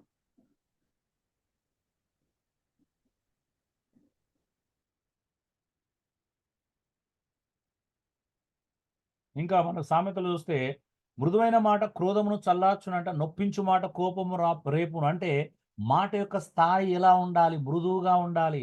ఎదుటి వ్యక్తితో మాట్లాడుతున్నప్పుడు మృదువుగా ఉండాలా. కొంతమంది అసలు ఇప్పుడు కయ్యని చెప్పినట్టుగా, నీ తమ్ముడు ఎక్కడున్నాడా, నాకేం తెలుసు, వారికి నేను కావాలి అన్నా అన్నాడు. అవునా? ఎలా ఉంటుందండి ఆ మాట? కోపం తెప్పించే విధంగా ఉందా, మృదువుగా ఉందా? హార్డ్గా ఉంటుంది అన్న. కోపం తెప్పించే విధంగా. కొంతమంది ఇప్పుడు కూడా ఇంట్లో ఎవరన్నా తమ్ముడు ఏంటంటే నాకేం తెలుసు అని అంటారు. అంటే ఉంటారు, అలా మాట్లాడతారు చాలా మంది. చెప్తారు అలాగా? నేను బయటికి వెళ్ళి వస్తా అండి, నేను టేబుల్ మీద బైబిల్ పెట్టుకున్నాను, రాగానే వెళ్ళి అరే నా టేబుల్ మీద బైబిల్ పెట్టుకున్నా కనిపిస్తలేదు అన్నాడు. ఇప్పుడు ఇంట్లో నా భార్య పిల్లలు వచ్చి నాకేం తెలుసు అని అన్నారు అనుకో కోపంగా. మంచిదా అది? కోపం రేపుతుందా, తగ్గుతుందా అండి? కోపం రేపుతుంది. అదే సమయంలో అయ్యో నేను చూడలేదండి, చూస్తాను ఉండండి అన్నారు అనుకో భార్య, అప్పుడు అద్భుతంగా ఉంటుందా, కోపం వస్తుంది? అప్పుడు అద్భుతంగా ఉంటది, కోపం చల్లారుతుంది. అవునా? అవునయ్య అవును. ఈరోజు మన మన మన ప్రజలకి ఏంది అని అంటే మృదుగా మాట్లాడడం రాదండి చాలా మందికి. నిజమే కాదండి చెప్పండి? తెలంగాణ ప్రాంతమే గడ్డండి. అంతేనా? అవునే, నేను ఆంధ్రాకి అప్పుడప్పుడు వెళ్తా ప్రార్థనకు. సో నొప్పించే విధంగా ఉంటాయి. మన మాటలు అన్నీ నొప్పించే విధంగానే ఉంటాయండి. మనం మృదుగా మాట్లాడడం రాదండి చాలా మందికి ఇంట్లో. అంటే చిన్నప్పుడు నేను ఈ అట్మాస్ఫియర్‌ని బ్రేక్ చేయాలని చాలా కష్టపడ్డాను మా ఇంట్లో కూడా. ఎందుకంటే చిన్నప్పటి నుండి ఏదైనా అడిగితే నాన్న ఒక రకంగా అంటే అందరూ ఒక రకమైనటువంటి లెవెల్‌లో ఉంటారన్నట్టు ఎప్పుడు కూడా. ఒక రేంజ్ ఉంటది కదా! అంటే అది రెడ్ మార్క్ దాంట్లోనే ఉంటారు ఎప్పటికి. ఆడు మాట్లాడాలంటే భయమేసే విధంగా ఉంటది కొంతమందితో. ఏం షేర్ చేసుకునే విధంగా ఉండదు. కయ్యమని బుస్సుమని లేస్తే ఏం మాట్లాడతాం చెప్పండి? హలో! అన్నయ్య అవును. ఇప్పుడు మీ పిల్లలు మీ దగ్గరికొచ్చి నాన్న నేను ఇది చేయాలనుకున్నాను అనగానే మీరు ముందే అసలు అది పూర్తిగా వినకుండా దాన్ని ఆలోచించకుండా ఒక్కటేసారి ఏది లేదు అని అన్నారనుకో అలా అలా మీరు కోపం ఇచ్చుకునే విధంగా మాట్లాడినప్పుడు ఎవరైనా మీతో షేర్ చేసుకుంటారా ఇంకేమన్నా? నిజమే మా జనరేషన్‌లో మా పెద్దలు ఎప్పుడు కూడా మాతో మృదుగా మాట్లాడేది. చెప్పు బిడ్డ, ఏంటి నాన్న, ఏం కావాలి నాన్న ఎవరు మాట్లాడలే మాతో నిజంగా చెప్పాలంటే. అవునన్నా. మా జనరేషన్ లో కూడా అంతే ఉంది. అట్లా ఏమన్నా అడుగుతారు మంచి విషయాన్ని కోపగించుకునేవాళ్ళు. ఏం మాట్లాడాలన్న కోపం వచ్చేది. అంతెందుకుంటాడో మాకు అర్థం కాకపోతుండే. అరే మేము ఏమన్నాం, ఏం తప్పు చేసినాం అని నన్ను నేను ఒకటి 10 సార్లు పరిశీలించుకునేవాడిని. అయ్యో నేను ఏం తప్పు చేసినా అనుకునేది. అసలు మన దగ్గర మృదుగా మాట్లాడడం నేర్చుకోవాలండి. ఇంట్లో అమ్మ నాన్నతో కూడా. ఇప్పటికి కూడా చాలా మంది పిల్లలు పెద్దగైనా కూడా ఇప్పటికి అమ్మ నాన్నతో మృదుగా మాట్లాడడం రాదు చాలా మందికి. అవునా? అవునయ్య అవును. ఏంటిది? ఎందుకు పిలుస్తున్నావు? అంటే ఇలా మాట్లాడితే ఎలా ఉంటదండి? మంచిగా అనిపిస్తదా? హలో! అవునయ్య. మంచిగా అనిపించదన్న అట్లా. మన మంచిగా మాటలు చాలా విసుగుతో ఉంటాయి కదండీ! మన మాటలు ఓకే. విసుగు పెట్టడానికి కోపానికి బలమైన కారణాలు ఉండొచ్చు. కానీ కారణాలతో బ్రతికేయలేం కదండీ జీవితాంతం. హలో! అలా జీవితాంతం కారణాలు బ్రతికేలేమన్నా. చెప్పుకుంటూ ఇలాంటి వాతావరణంలో పెరగడానికి ఎంతమంది ఇష్టపడుతున్నారండి? హలో! నాకైతే ఇష్టం లేదన్న. నాకు ఇష్టం లేదన్న. మరి మారుతున్నాయా మన కుటుంబంలో వాతావరణాలు మార్చుకుంటున్నారా అండి? కుటుంబంలో మార్చుకుంటున్నాం అన్న. మార్చుకోవాలండి. ప్రశాంతంగా ఉండాలి. మృదువుగా మాట్లాడడం నేర్చుకోవాలి. ఇంకా చూడండి సరైన మాటలతో ప్రత్యుత్తరం ఇచ్చుట పెదవులతో ముద్దు పెట్టుకున్నట్టు ఉండునంట. మన మాటలు ఎలా ఉండాలా? ముద్దొచ్చేటట్టు ఉండాలనో గుద్దులు వచ్చేటట్టు ఉండాలి చెప్పండి? ముందొచ్చేటట్టు ఉండాలి. కొంతమంది నోరు వేస్తే గుద్దాలనిపిస్తుంది. అలా ఉంటుంది మరి. ఏం చేస్తాం మన పరిస్థితులు అలాగ మన తెలంగాణ నిజంగానే. అంటే పెదవులతో సరైన మాటలతో ప్రత్యుత్తరం ఇచ్చినంటే పెదవులతో ముద్దు పెట్టు అంటే సరైన మాటలతో ప్రత్యుత్తరం ఇవ్వాలి. ఒకరు ఎవరైనా అడిగితే మంచి మాటలతో ప్రత్యుత్తరం ఇవ్వాలి. అవునా? ప్రశ్నకు జవాబు. ఎవరైనా అవునన్నా. ప్రశ్నించినప్పుడు ఏదైనా ఎక్కడుంది అన్నప్పుడు మృదువుగా చెప్పాలి. అక్కడ ఉందండి చూసుకోండి అని అంటే బాగుంటుంది. భార్యలు అక్కడ ఉంది చూసుకోండి అని అంటే మృదువుగా ఉంటుంది. నాకేం తెలుసు మీరు ఎక్కడ పెట్టుకొని ఏం చేస్తారో మీరు అన్నీ మర్చిపోతారని చెప్పేసి అన్నామనుకో, భార్య అన్నదనుకో, భార్య కలలో విహరిస్తా ఉంటాడేమో భర్త. అబ్బాయి ఎంత మంచిగా మాట్లాడిందో నా భార్య అని. అవునా? చాలా సంతోషకరమైన మాట. ఎంత సంతోషంగా మాట్లాడింది అనుకుంటారా? ఎక్కువ శాతం 100కి 90 ఇదే సంభాషణ ఉందయ్య. ఒక 10 ఇండ్లు ఉండొచ్చు ఒకవేళ మీరు చెప్పినట్టుగా. కొంచెం మృదుగా స్పందించడం ఈరోజు చాలా మంది ఆడపిల్లలు కూడా మృదుగా స్పందించడం చాలా తక్కువ ఉంటదండి.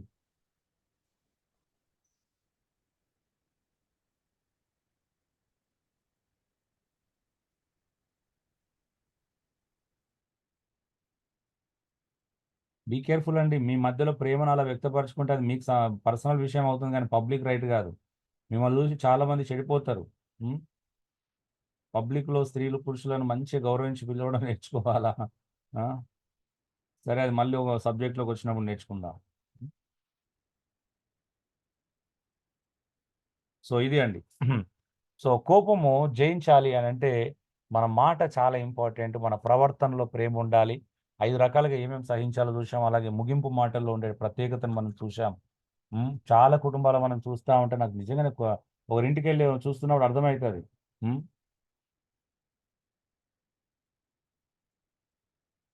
మనిషి రెచ్చగొట్టుకుంటాడు, కోప సంబంధమైన మాటలతో రెచ్చగొట్టుకోవడం మనం చూస్తూ ఉంటాం. ఇంకా వాళ్ళ కుటుంబాల వాతావరణం ఎప్పుడు కూడా ఏముంటుందండి, ఆ చిటపట అంటే నిప్పుల మీద ఉప్పేసినట్టుగానే ఉంటుంది. అవునా అండి? ముందు చూసినాం కదా కోపము మెట్లు, అవునా? అవునయ్యా. ఇక వాళ్ళ ఎప్పుడు చూసినా నిప్పు మీద ఉప్పేసినాడు చిటపట అని శబ్దాలు వస్తూనే ఉంటాయి 24 గంటలు. నిజమా కదా? జయనగర్ తినాలి.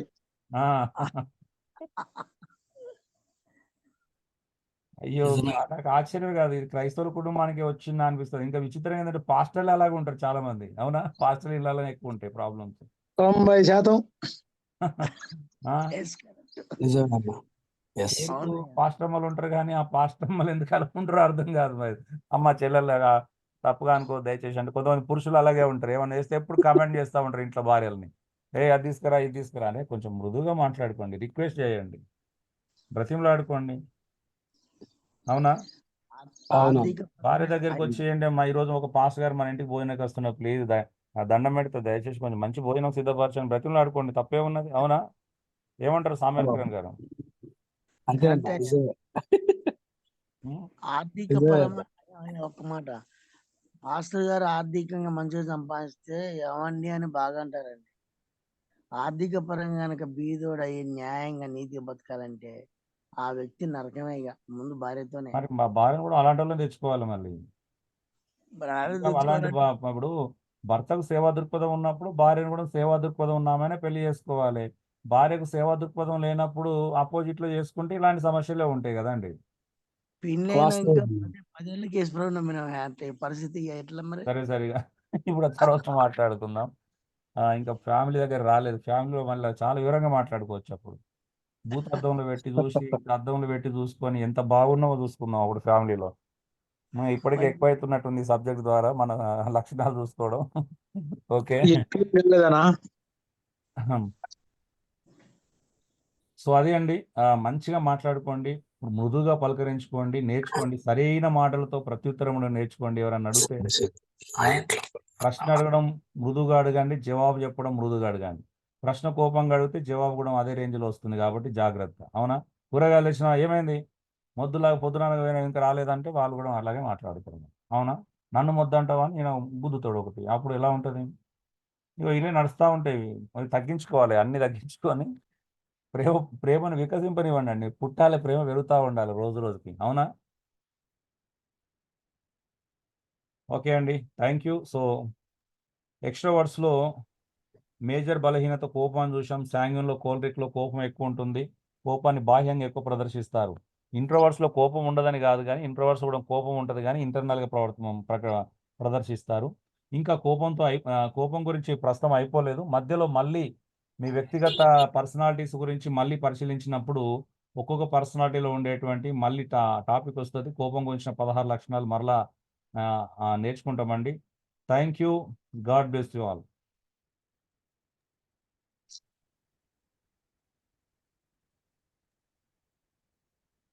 థ్యాంక్ యూ అన్న. అయ్యా జాకోబాయ్